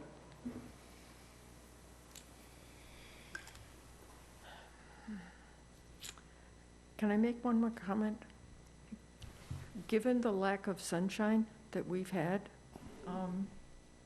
for most of this winter, for a lot of this winter, I suspect that there's going to be more than 2 or 3 days a year that we're... I've already brought that up, so. You absolutely did, and I agree with you. Thank you. All right, thank you. All right, let's, Annie, Annie, I'm going to take 1 or 2 people from the Zoom call first, then we'll have you come up. So you can relax. Not last, but close. Hello, can you hear me? We can. If you could identify yourself, please. Okay. Yes, my name is George Ekman from 64 Blackmore Pond Circle. I do intend to be brief, and the main point I was making is a simple one. This applicant does not appear to be working with the town in good faith. In previous meetings, the applicant gave the impression they were very flexible and would incorporate the town's concerns into their proposal, but with their latest communication, it would appear they're being anything but flexible and cooperative. At the last meeting, I was one of those who brought up the issue of decommissioning costs. As a CPA, it's my assessment that the unknowns regarding the magnitude of decommissioning costs 30 years from now may represent the single most significant financial risk for the town. If there's any area where the town needs maximum protection, I would argue that this is it. And what has been the applicant's response? First, he has agreed to use the high decommissioning cost figure favored by the board, but only if the board accepts all the other elements of their proposal, many of which are non-starters. This sounds more like holding the town hostage rather than a good faith proposal. Next, he wants the ability to renegotiate those decommissioning terms at a later date. In other words, he wants the ability to lower the decommissioning costs he just agreed to. Then he not only refuses to provide any cash for decommissioning costs, which is an extremely important protection for the town, he is even so bold as to contend that this board has no right to require such a condition, even though our bylaws specifically give the town this authority. And if that were not enough, the applicant has yet to provide data by which we can assess their financial viability. This is not what I would call dealing in good faith. Then there's the issue of on-site battery storage. The applicant has failed to disclose the full details of the important aspects of their plan for the previous 18 months, and they did not provide this detail until the citizens brought it to light. And what is their position regarding this oversight? They say that it is, quote, customary to omit such details from a plan. Well, I believe there are many here who think that this is a very significant oversight, and that only makes me wonder what other important aspects of this proposal have not been made available to the town because the applicant feels these kinds of details are customary to omit. Again, I contend this is not working with the town in good faith. Finally, the applicant also heard from the board that it was critical that they provide for groundwater monitoring so that we can protect the aquifer providing water for the town. As we heard from one of the board members last meeting, he does not want to be the one that a mother comes up to 10 years from now complaining that her child has cancer from drinking the town's contaminated water. And what is the response from the applicant?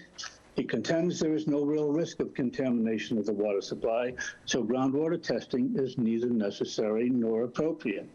Well, we have independent experts that have a completely different position, but their bottom line is they refuse to provide for groundwater testing. What happened to the applicant who seems to be so flexible and willing to incorporate the town's concerns into their plans? What they say and what they do are two different things, and that's not what I call dealing with the town in good faith. There are, of course, numerous other important issues that have been brought up over the past several months that still remain unresolved, but one thing is clear. This applicant has consistently demonstrated a lack of transparency and a lack of good faith in dealing with the town, and there is no evidence that this situation is about to change. Based on this track record, I would ask the board to deny their application. Again, I thank the board for all your work on behalf of the town. Thank you, sir. Yeah. Annie? Don't make me be mad with you. Okay. Always bring something new to think about. Annie Hayes, Farmers Lane. I have a couple of comments about the storage, which I hadn't thought of. You have to think on your feet at these meetings, too, with new information. And one is that the proponent spoke 1 or 2 meetings ago about the state mandating the storage. And then the last meeting, Barry brought up that it was optional with the smart economic incentives. And so it's my understanding that this is optional. The second point is that the proponent has said a number of times that in 10 years, the panels will most likely go to a resale market.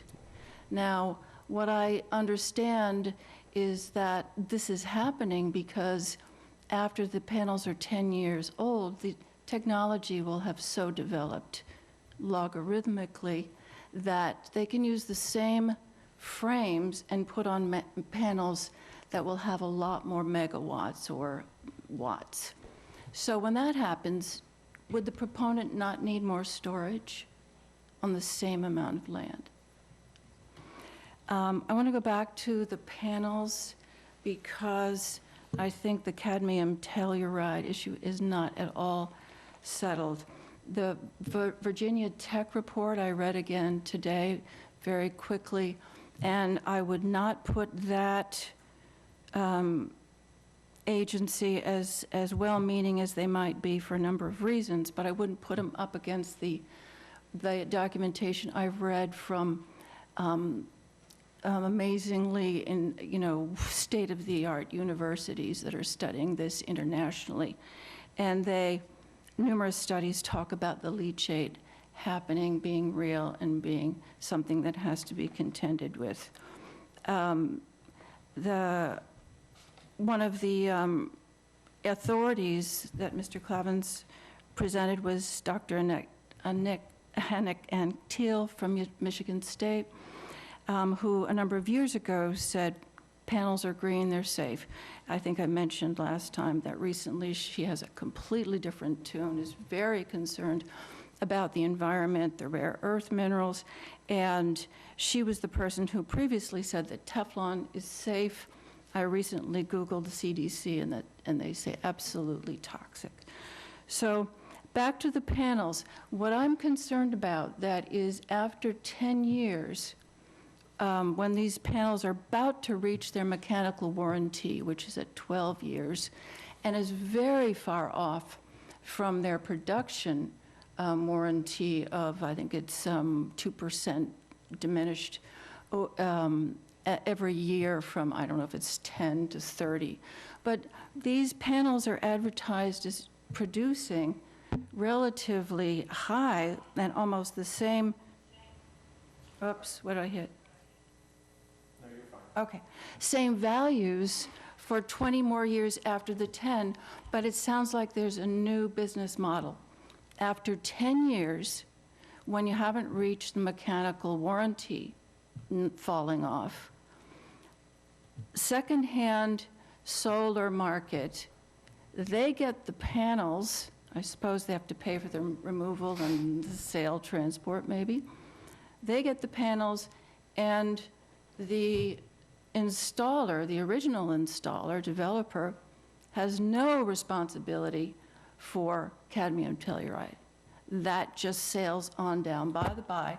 And if they're secondhand purchases, the new buyers are certainly not going to want to spend the amount of money that's necessary to recycle these. So for a first solar panel that was based on the fact that it's the cheapest to produce, I don't know if you know that, it's the cheapest to produce. That's why they sell well. But the downside, which has been known from the get-go and is why they built in the prepaid recycling that they ended in 2013 because it became too expensive. That's why they put it in, because you have elements, you have metals, you have cadmium, you have tellurium.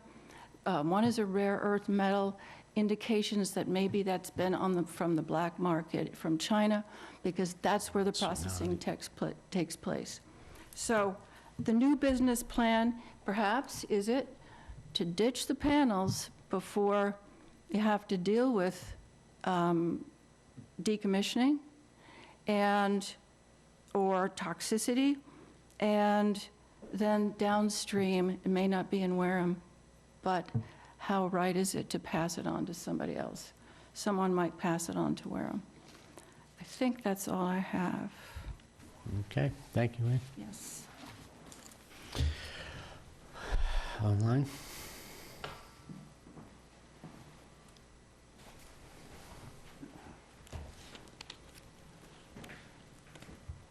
Are you with us? Oh, how are you?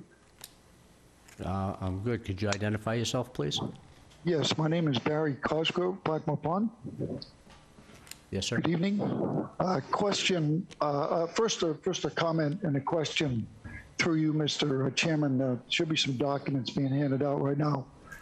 Just a comment through you, Mr. Chairman.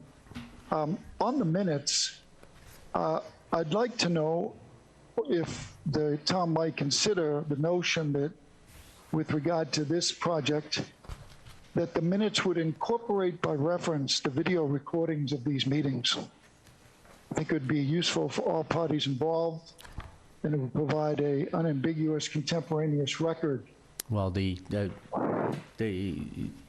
the top of the agenda, Mr. Cosgrove, the web address for the meeting is duly noted, so I understand your position, but I think the meeting location for a video version is already been presented to the public.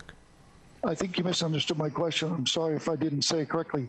I'm saying that the minutes of the meetings incorporate by reference those videos. Not that people have notice of them, but that the minutes incorporate their content. Okay, thank you for your notation. We'll look into that.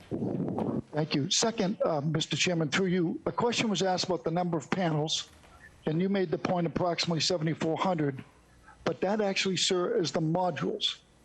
Through you, Mr. Chairman, to the applicant, what is the number of panels presently planned for the site? If you'd like to answer that. I'm as a layman, I'm going to guess it's the same number, but I could be wrong. I don't have that number off the top of my head. I have the modules, the same number that you quoted, Mr. Chairman. Now, when you reference module, is a module another nomenclature for panel? Are we talking two different items? I took 607 panels. 607 panels? That Correct. seems like an abnormally low number. That can't be right. No, I think it is actually right, and we'll get to the significance of that number in just a moment, but I think it is correct. The handout you just received, I'd like to call to your attention Exhibit 1, and it's just informational.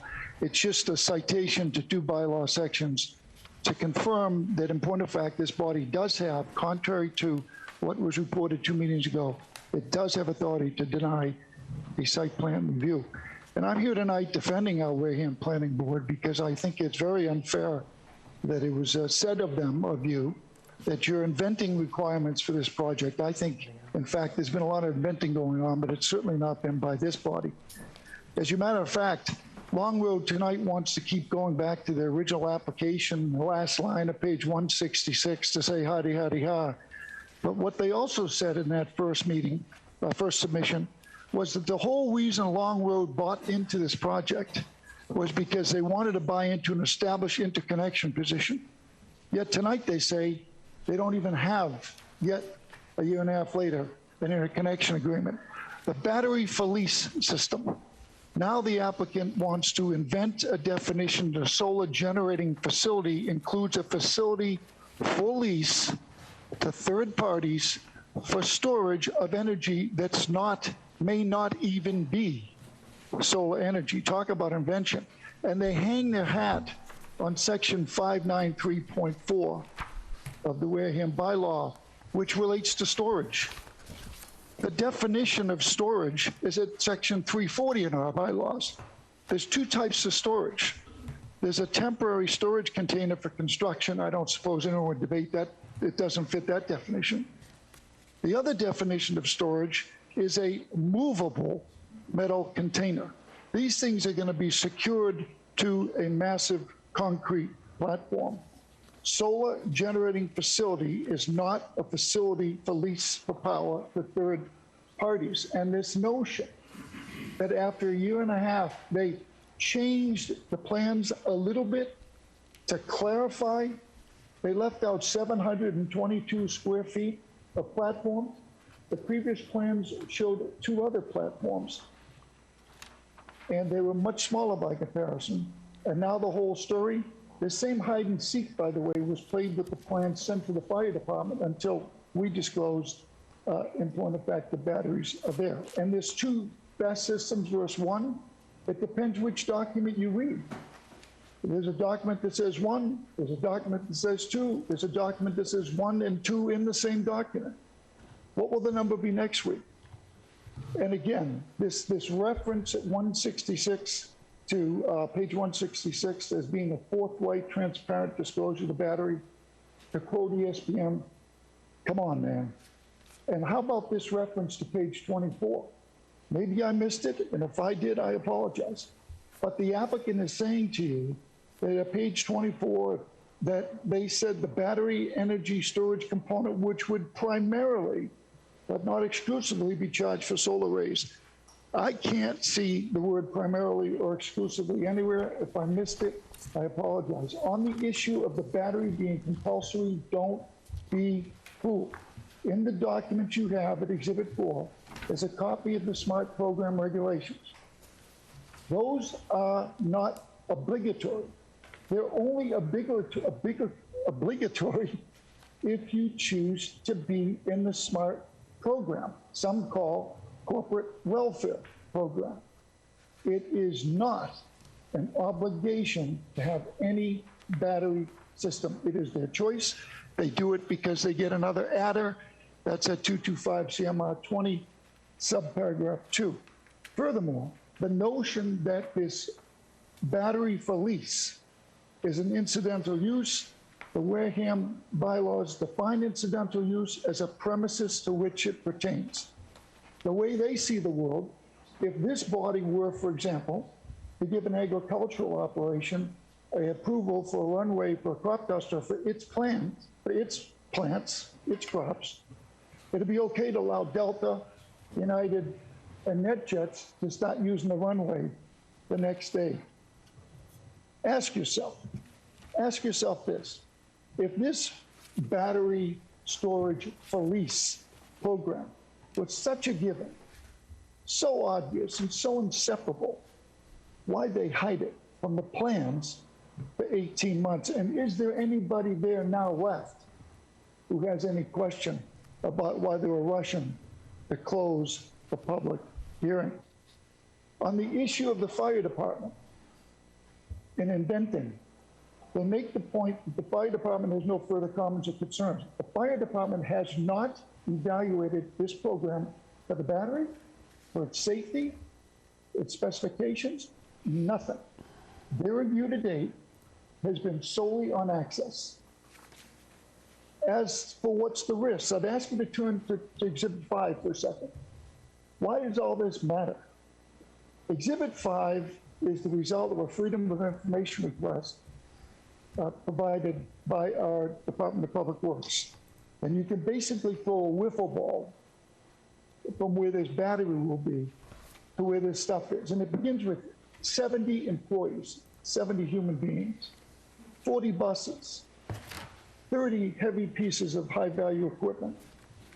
And if that's not enough, 2,500 gallons of propane, 5,000 gallons of diesel fuel, 5,000 gallons of gasoline. Doesn't sound to me like that's the place you want anything to go wrong with a thermal runaway. Indeed, it sounds to me like the last place in town you'd want to put this. And I emphasize my concern is for those employees first. On the issue of the panels, let's not forget, they've made the promises that you could have cadmium telluride for lunch and it wouldn't bother you, except they still have not explained their language, which has been repeated again and again, or similar models. I'd like to bring your attention to exhibit number 6. It's been repeated again and again that the applicant says that NREL is not as reliable or qualified as their paid for Stantec decommissioning plan. So let's take a closer look at NREL together for just a second. First of all, it is a private, it is a publicly funded and privately financed entity that is pro-solar as they get. No other institution has the long-standing expertise and breadth of knowledge that will form the foundation of the clean energy transition. These people are pro-solar as it gets, which is fine. You haven't paid them any money for their opinion, which is great. They claim that the folks who were involved in the study aren't qualified, and they singled out one person's name. They say he's not an engineer. Well, guess what he is? He's the CEO of a company that builds solar facilities and decommissions them. In other words, NREL wanted to put together a diverse, sophisticated group of folks to weigh on and decommissioning estimates. How do we know this? We've spoken to them. Turn to the next page. Let's look at this. Oh, but you've got no engineers. Gavin Heath, distinguished member, MS in environmental engineering, and to top it off, a PhD in energy and resources. Jal Desai, BS in engineering. Top it off, a Carnegie Mellon master's in energy science. They put a finance guy in this committee, which was smart. After all, they're talking about financing and decommissioning. He's got a BS in engineering. Turn the page to Andy Walker. All he's got is a BS in engineering, plus a master's, plus a PhD. I didn't even know you could get a PhD in engineering. And then the fifth member is a highly qualified attorney who's an expert in energy law. And so the notion that NREL isn't qualified is fiction. 5 authors, 3 engineers, 3 bachelors, plus 2 masters, plus a PhD in engineering. The minimum amount should be $450 per megawatt. And excuse me, there should be a significant spike in what they propose for the batteries for a very obvious reason. The batteries have a shorter life. You're going to have to turn more of them over.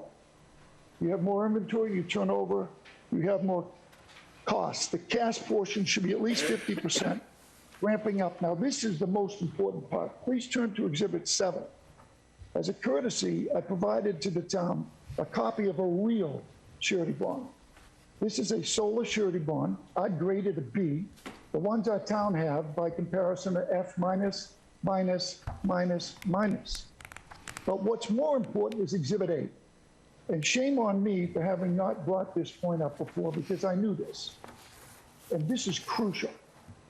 Unlike the typical insurance policy where you buy a premium and you pay the copay and the insurance company pays the rest, with a surety bond, the surety company will require that the purchaser of the surety bond indemnify them, pay them back for whatever they pay out under the surety. And the reason for that is simple. The surety company is basically insuring against malfeasance. Somebody doesn't fulfill an obligation that they made, not because a tree fell down on their house. So the surety company takes the position, hey, I'll front the money, but I'm coming after you afterwards to get it all back. So why is that crucial? Here's why. If there was somebody at Long Run who took the time to think about this as we had, you'd see how absolutely silly it is from a financing use of capital perspective to spend any money on a surety bond, and why cash is better for them and the town. Let's give an example. Let's say that they're going to have 2.5 million in surety coverage. At 2.5% over 35 years, that's going to cost them $2.5 million. That's a sunk cost. They're never getting it back. And they're still going to have to pay for the decommissioning. So why wouldn't they, and another key point, they say it's only going to cost $643,000 to remove it. Why would you pay $2.2 million to a surety company for an obligation you say you're going to fulfill, and it's only going to cost $643,000? The answer is they don't have the cash, which gets us to the financial viability question. As a business owner, I don't know how this body can make the judgment that this entity is financially viable when they don't have a customer, they don't have their pricing, and they don't know what their interconnection cost structure is going to be. But apart from that, now let's go to the panels. When they went before the Zoning Board of Appeals and they said, hey, if we can't get more panels, we're broke, we're not viable. They told the zoning board they had 532 panels when they said it's not viable. Now they're up to a whopping 613. And we don't even know if the 613 is a net number, subtracting away the panels they lost because of the last minute concrete pads. The point is, you can't take an unviable product with fungible panels from 532 to 607 and be viable. The math does not add up, and you've heard tonight that the battery would not give them sufficient revenue to do so. On this point of indemnity of the surety company, my urging has been for indemnities all along that the town asked for. If the surety company is smart enough to do it, so should we. Why should our town spend one nickel on something we don't own or operate? On the monitoring wells, the Attorney General of Massachusetts has just approved a town of Wareham bylaw requirement that solar panels approval, solar project approval can include groundwater monitoring. So the idea that Chapter 40A, Section 3, makes groundwater wells prohibited. The Attorney General said that they didn't see a reason why they could reach that conclusion. Doesn't mean someone wouldn't sue them over it, but it's not per se violative. On the special permit authority issue, all I would just repeat is that I don't know yet how an entity can give a permit for something no one applied for.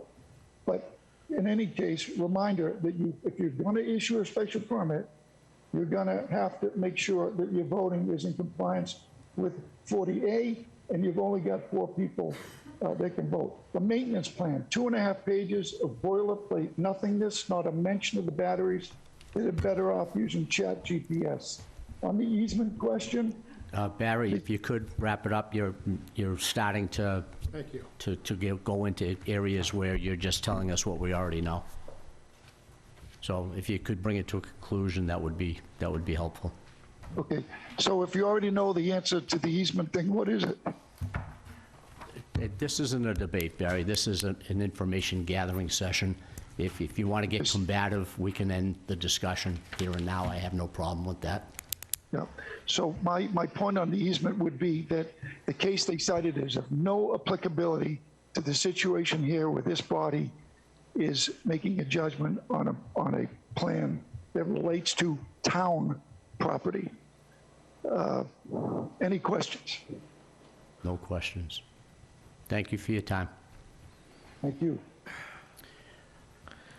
All right, is there anyone else? All right, that'll wrap it up for public comment then. Yeah, go. Okay, if you could introduce yourself, please. Hi there. This is Elizabeth Malloy from Old Car Landing Road, and I'm here with Thomas Wright from Charge Bond Road, and he just has a couple of questions. Hello. Yeah, so some background on me. I'm actually doing my PhD right now in chemistry, so hopefully getting that this semester. Woo. Also have a bachelor's in chemistry. In my last semester of my bachelor's, I actually spent a lot of time working on different types of batteries, specifically to be used in power grids. So my question for the panel, or maybe Mr. Chairman is probably the correct way to pose this question, is do we know what kind of batteries these are? I went through the documentation that's available online, but couldn't find anything specific. And also to address the battery issue, I do know that part of the reason that these batteries need to be used is if we think about in like the summer, you know, in the middle of the day, it's hot, there's a lot of sun, so these panels will be producing a lot of energy. But come around nighttime, I think we all have started doing things like streaming hours and hours of Netflix or even using air conditioners. So, you know, batteries are necessary because in moments when these panels can't actually be producing any power, we can still be using power that was produced by these panels. There are some really nice figures that I don't know if anyone has shown at any of these that show like necessary power that like that the grid is trying to use versus like sort of sunlight, and you can see these are sort of skewed that way, that peak sunlight is off by a couple hours from like peak energy use. So that's just to say these batteries are a necessary thing, but what kind of batteries these are also say a lot. And as has been raised, there are a lot of environmental concerns. As a resident of Charge Fund Road, you know, I do love the groundwater. Love that well water. It tastes really good. So do we know what kind of batteries these are, and are there any fail safes in place in case something were to happen, whether it be a leak or some sort of fire? Yeah, and that's all I have. Sorry if that was a lot. Okay, thank you. For my own edification anyway, you talked about storing the power in the battery and then using it off-peak or off-producing times. We've touched on that. I think we all understand that fairly well. As far as the brand, the type of battery, are you inquiring as the manufacturer, or are you inquiring about the technology that is involved in the battery itself? Am I still on? Oh, I'm asking sort of what the like materials used inside the batteries are. There are some that are, well, like there are many types of lithium batteries, you know, some that are highly flammable, and then there are also some batteries that are used in large scale applications that are made like the medium is water. So, you know, if that were to leak, then that goes immediately into the groundwater. Or if you're using something that's flammable, you know, all the fumes from that going off and eventually raining down on other parts of Wareham further off. Mm-hmm. Okay, thank you. Do we have an answer to the type of battery as far as the technology? Yeah, it's a lithium-ion battery. Lithium-ion, okay, thank you. Does that answer your question as far as the type of battery, sir? Yes, and then also, are there any fail-safes in place?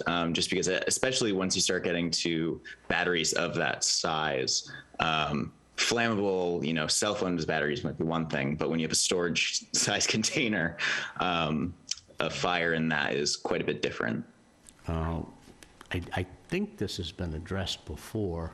I couldn't find any of the documentation, so that might have just been me, I'm sorry. As far as a fire or thermal runaway, if I'm not mistaken, and correct me if I'm wrong, the policy is stand back and watch it burn.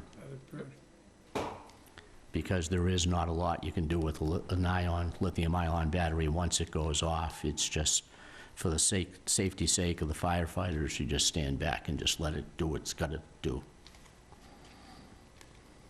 Okay, thank you. All right. Sure. Can we address responses to some of these things? Of course. Okay.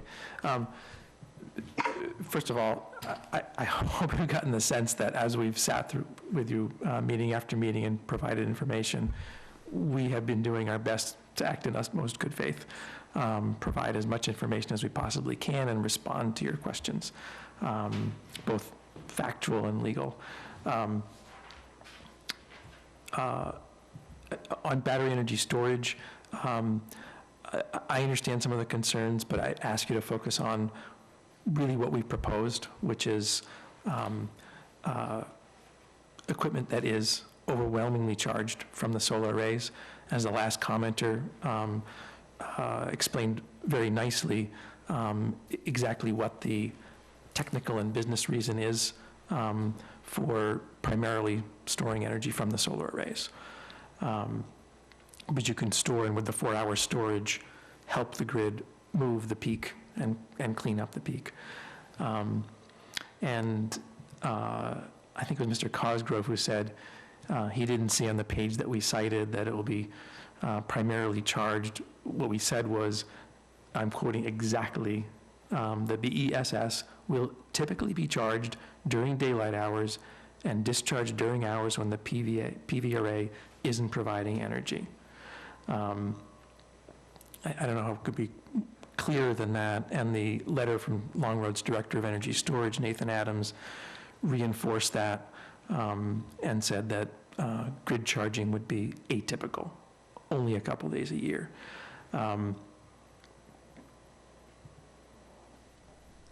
In terms of the point that participation in the SMART program is optional, it's really not an option not to do a project in Massachusetts, and not participate in the SMART program.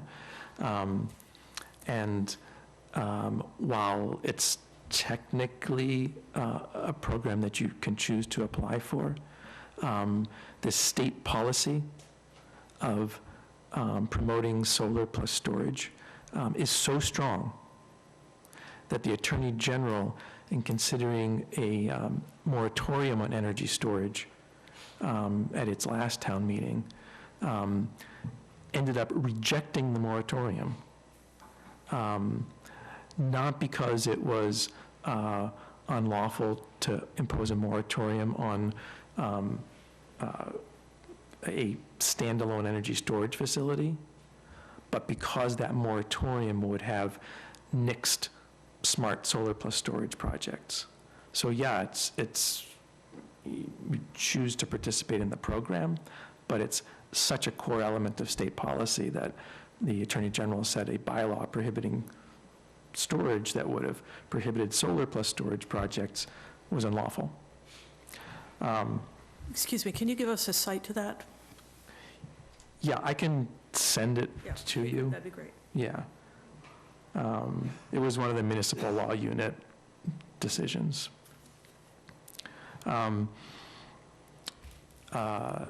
It's wonderful that the folks on that NREL committee that produced that report had some qualifications. They were still not qualified engineers analyzing the costs of decommissioning a particular project in a particular place, and that was a key component.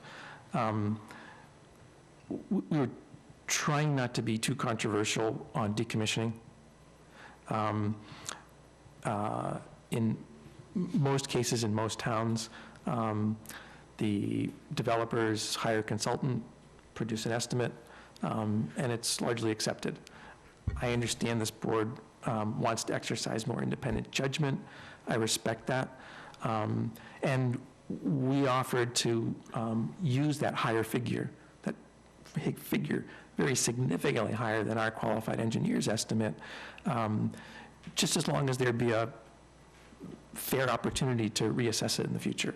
That's it. We didn't draw a line in the sand and say, don't use that higher figure starting out. We just wanted a fair opportunity to reassess it. That's all. We understand that if after consultation with town council, you believe you have the authority to impose that higher decommissioning financial assurance amount and make sure it can never be changed or reduced, we understand that you'll do what you think is in your authority to do. And frankly, the same with groundwater monitoring. We're not trying to be unreasonable. We just don't think it is appropriate to impose conditions where there's not a real issue. But if after consultation with town council, you believe that it's warranted and you have the authority to do that, we understand. In terms of the AG approval that Mr. Cosgrove cited of bylaws that allowed for groundwater monitoring, we looked that up.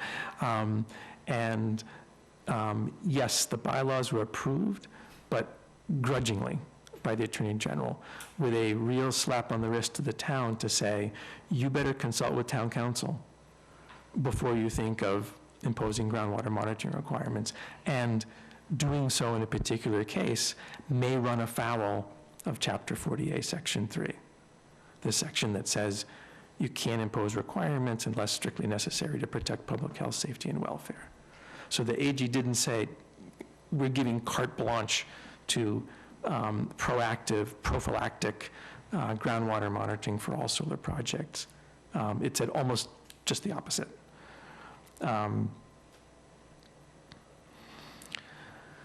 So to conclude, we think that through all these meetings, we've given a lot of information. We think we've given enough information that we've met the requirements of the bylaw. We understand that with Mr. Schultz absent today, we're not asking you to close the public hearing tonight. We do ask that at the beginning of the next meeting where Mr. Schultz is present, we continue the public hearing until that meeting, and then it be closed and the board vote. We believe there's plenty of information to do that. We think this is a great project that meets the bylaws requirements. We're willing to accept reasonable conditions and look forward to working with the board on that.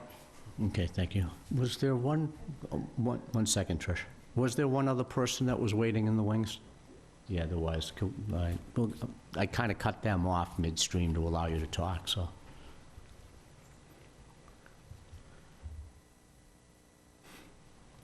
Okay, are you with us? Hi, thank you. I'll be quick. Jill Riskin from 218 Charge Pond Road. I am concerned about the refusal for the monitoring wells, particularly with the proximity to our water supply, to the town's water supply. A lot of us have wells. I don't understand why this isn't an absolute condition. The risk is not zero. And if any project was worthy of having these monitoring wells, it is definitely this one, and it is not at all unreasonable. Thank you. All right, thank you. Trish, that'll be it for tonight. You are it. You're not. There's nobody left. No. There's nobody left. That's right. We've run out of people. Now, I'm going to take maybe 20 seconds. First of all, I want to, Is that more time yet? Okay, I want to thank all of you for your time here and for educating us and letting us learn from you. I have one other statistical issue that I'd like to understand, and that is how many actual batteries are in these containers? How many actual batteries are going to be on site? Because thermal runoff is a concern, and if one battery goes within a container, they all go. So anyone have Do you have that figure? Maybe the young woman back there has, how many actual batteries are involved?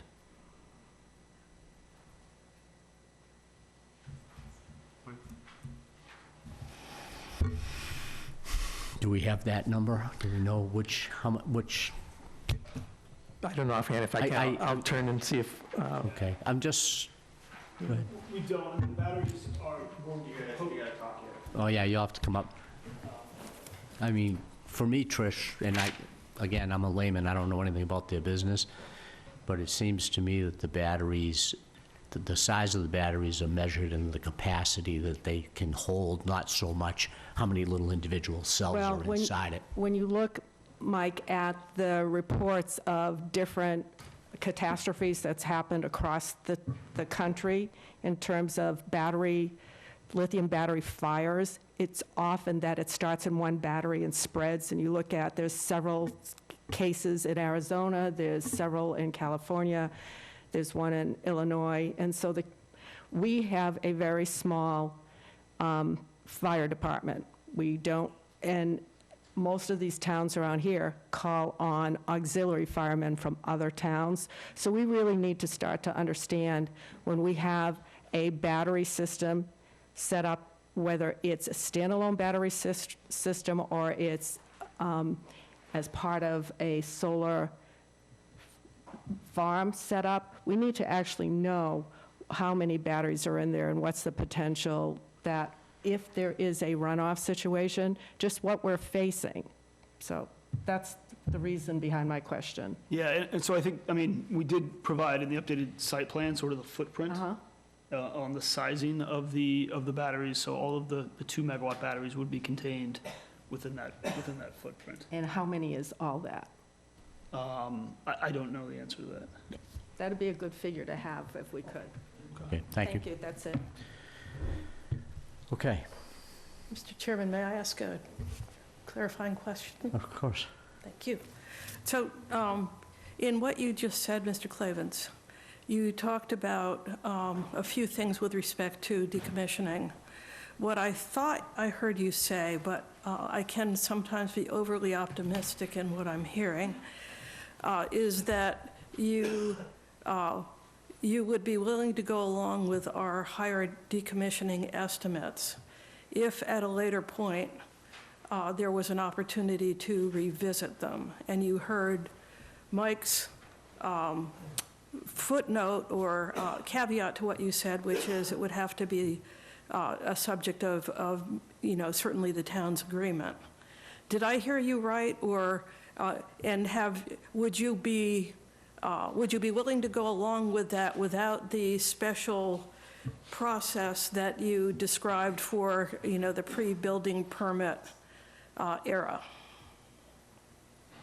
In other words, we would set a decommissioning amount at this point, based, as we've said, on the NREL figures, and it could be revisited later, and we would have 5-year periods stipulated and possibly reduced. I think the bylaws currently state that it cannot be reduced, but that can be revisited or waived, I think. Mm-hmm. Correct. Right? I don't think the bylaws say it can't be reduced. But I think that the 2 key elements we're looking for would be that we'd very much like it to be revisited prior to construction, if now we're agreeing to a very high figure, and not wait until 5 years. And then the other key element was if we're having a conversation with the board or the town management about the appropriate size of financial assurance, that the town have some expertise on its side, and we were willing to help pay for that. And I mean, yeah, just so. And no caveats, so I think that's where Sherry was leaning toward is you kind of said we'll agree to the decommissioning number if we agree to X, Y, and Z. And what Sherry is saying, no X, Y, and Z. the decommissioning plan is what the decommissioning plan is. Unless and until it's changed. It stands as an agreement on its own with no quid pro quo. So, I mean, just so we're clear on what the decommissioning estimate is, I mean, that's a construction cost. So it's for labor to remove the facilities. They're largely steel, aluminum, glass, nothing. Yeah, we Well, understand that's all part that. of it. I mean, I think Right. if that were all that it was, that it would probably be less problematic. The problematic part is understanding what it's going to be like to dispose of, whether by recycling or other means, solar panels at a later point in time, and especially at a time when the whole world is potentially doing the same thing. That's the big issue that I think we are all struggling with. Right, exactly.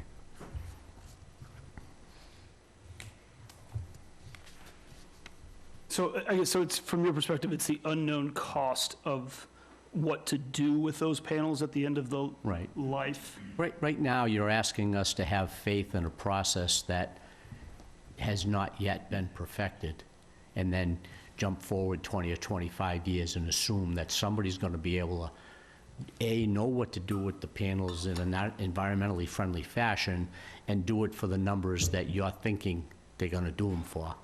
And they're unknowns. I mean, you can speculate all you want. They're unknowns. And so I don't, we're not speculating. Well, you are. We're So simply, you know exactly how much it's going to cost to recycle a solar panel 25 years from now. we know how much it costs today, and Right. we've had experts opine on that. We're asking for the ability for those experts to opine closer to the time of decommissioning. And those experts can be selected by you. We have no problem with that. We simply want a professional engineer, as stated in the bylaws, to do that and not rely on an article that has nothing to do with the project specifically. It's still a bit of soothsaying. Yeah, it is. And you know, not to beat a dead horse, because I don't want to beat this into the ground, but 595.3 specifically states, and I highlighted one part of it, the cost of removal in the event that the town must remove and remediate the landscape in the amount and form determined to be reasonable by the town. That's us, not you, Right, right, or your experts. That's right, us. right. Well, and So that's we- same paragraph. Again, we're not trying to take a position of being a pimple on your backside. We just, our position is the health, safety, and welfare of the residents of Wareham. And we're doing our very best in uncharted waters to make sure that we do that job correctly. Right, That's it. It doesn't get any simpler than that. understood. Well, in terms of projecting out 20 years, we understand, and we had said, I think, quite a few times, we don't pretend to have a crystal ball. We're not trying to convince you that you have a crystal ball either. That's why, time and again, we've talked about revisiting every 5 years. But you want to do it before that. You want to do it before building permit. Because you're asking us to agree to a figure that is significantly higher than our Correct. qualified engineer's cost estimate. Yep, you're right. That's the only reason. Okay. Okay, thank you. Just one other thought. I'm going to kill you. Sorry. I think the applicants have just told us politely but clearly that they do not agree that we have a basis for requiring monitoring in the record. And I would just like to throw out the thought of whether it might be wise to hire a hydrogeologist working for this board in order to assess their claims. Well, that's a very real possibility. We did it with Faring Hill. You also had testimony from a hydrogeologist on the impact of the development. Scott Horsley. Yeah, he was not working for the town, though. I wasn't. No. He was working for the proponent. He wasn't working for the proponent, he was working against the proponent. The gentleman that came on the Zoom call that told us that That there was an impact downstream, yeah. if we hire a hydrogeologist, it's an additional cost to you. It's certainly an additional delay. And as I recall, the process that we went through with the Fairing Hill Group, it was a significant delay. It was 6 months, 8 months. It was quite lengthy. So aside, I guess, from an additional cost to your project and your business plan, is a delay like that even worth it to you? So the health, welfare, and protection of Wareham is important to us as well. If there is contamination to the water in and around the project, that's a larger issue than Wareham. That becomes a class action lawsuit that is sort of rises on a federal environmental investigation. So this is not something we are taking lightly. But don't you think that it would be, and again, I'm just thinking out loud as a layman, would it be better to have 3 wells strategically placed that are monitored on a regular basis to identify a problem that maybe got 100 feet away from the project? Or would you rather wait until the problem got all the way to the drinking water supply or the estuaries of the town and became, a much larger, much more difficult to reverse problem? I mean, it's always better to have somebody give you the high sign early on that there's an issue.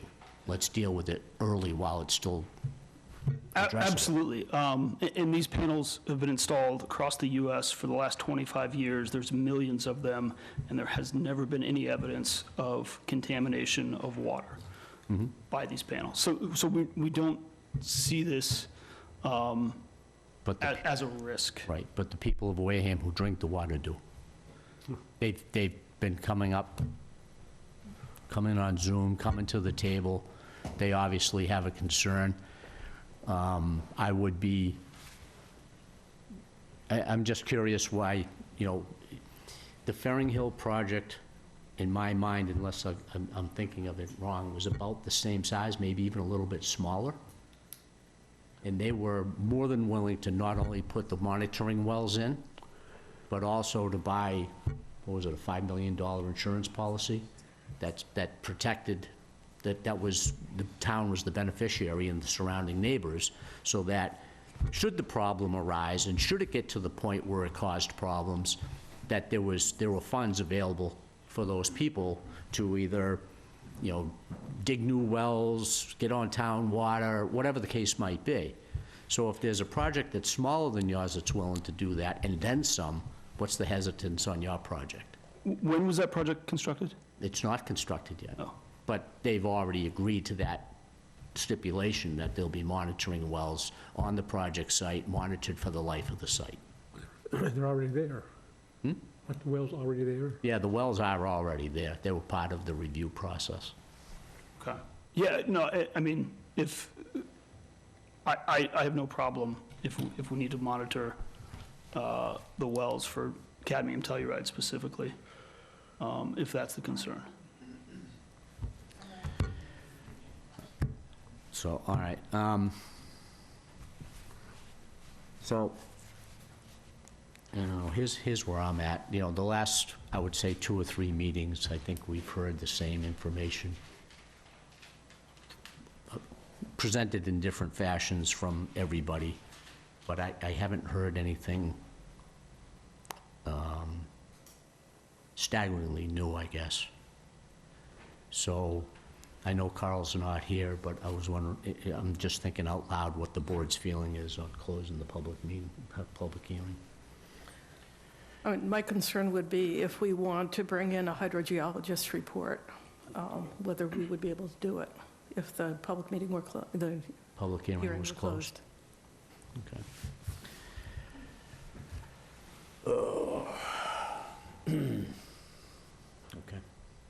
And so just so I'm clear, what would be the purpose of the hydrogeologist? To just conclude how to monitor for the risks, or to conclude whether there was a risk? I think it would be to advise us on whether monitoring would or would not be appropriate for this site. Okay. I can answer that, yes. I'd be willing to close. But what's your basis for that? Require wells, they put the wells in, they'd be monitored. But what they're saying to us is that we don't have any reason to require the wells, that they've done a lot of studies that indicate that they're not necessary. We're a single-source aquifer. A lot of towns don't have that. If there's a problem, it's going to affect our only source of water. That's the reason.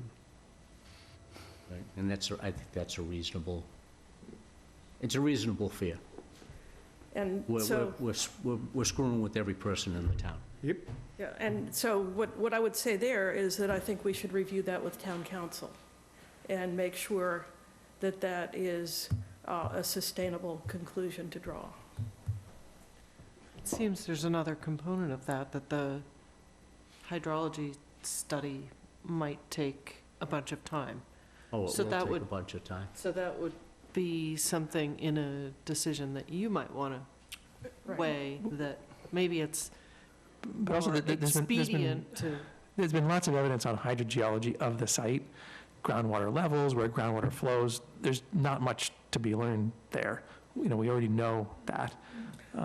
maybe- I think, if I'm not mistaken, and correct me if I'm wrong, but the study done by the hydrogeologist on behalf of the project never made a site visit. He did it all from his office, using readily available data. Am I wrong in that?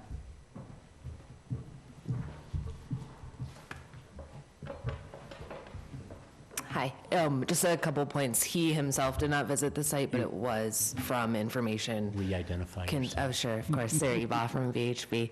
Mehdi Perry, who's up in our Vermont office, who completed the memo, did not himself, you're correct, visit the site, but he was using data from test bits that we did do from the site, which was a wetland scientist from our office, as well as our chief engineer from the Land Development Department who conducted those test bits.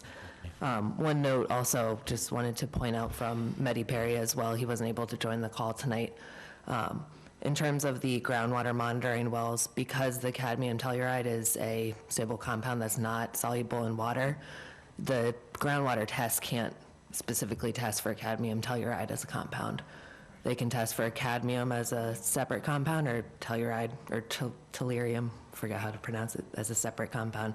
But it cannot actually be tested in the groundwater since it's not soluble. But that's not the only component of the panels, right? Correct, but PFAS, they typically test for. That's true. I just wanted to point out that the cadmium telluride wouldn't show up in the groundwater monitoring. Okay, thank you. So I would love the answer that the basis that you just stated, Sam, for requiring monitoring is an adequate basis. I think it would be in our interest to hear that from town council. And maybe a hydrogeology report isn't the right answer, but I think we would be well served by making sure that the decision that we make is sustainable. Mhm. Okay, with that said then, I would entertain a motion to continue the public hearing until, When's Carl back? I was just going to say, I don't think Carl's going to be back in time for the last meeting of this month.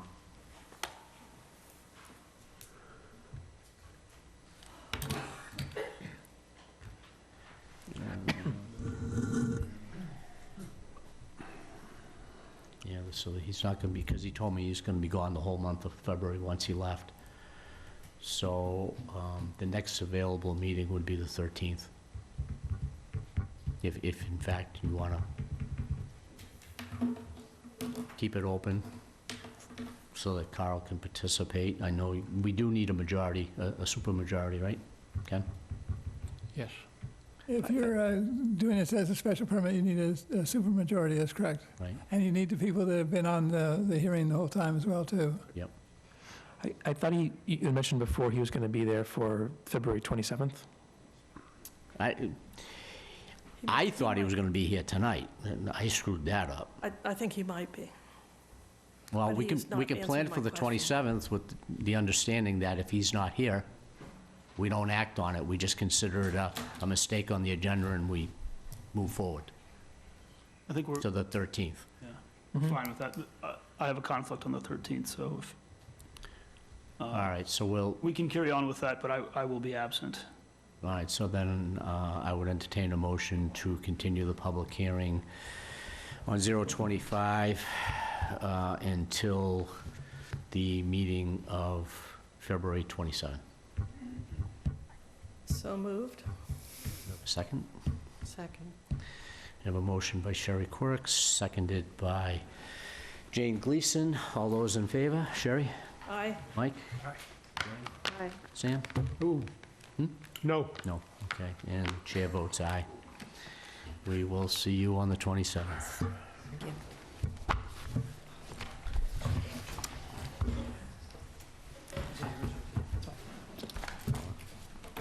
Thank you all. Thank you. Okay, with that, I would entertain a motion to adjourn. So moved. Second? Second. I have a motion by Sam Corbett, seconded by Sherry Quirk. All in favor? Sherry? Aye. Mike? Jane? Aye. Sam? Aye. And chair votes aye. Meeting adjourned 8:47 PM.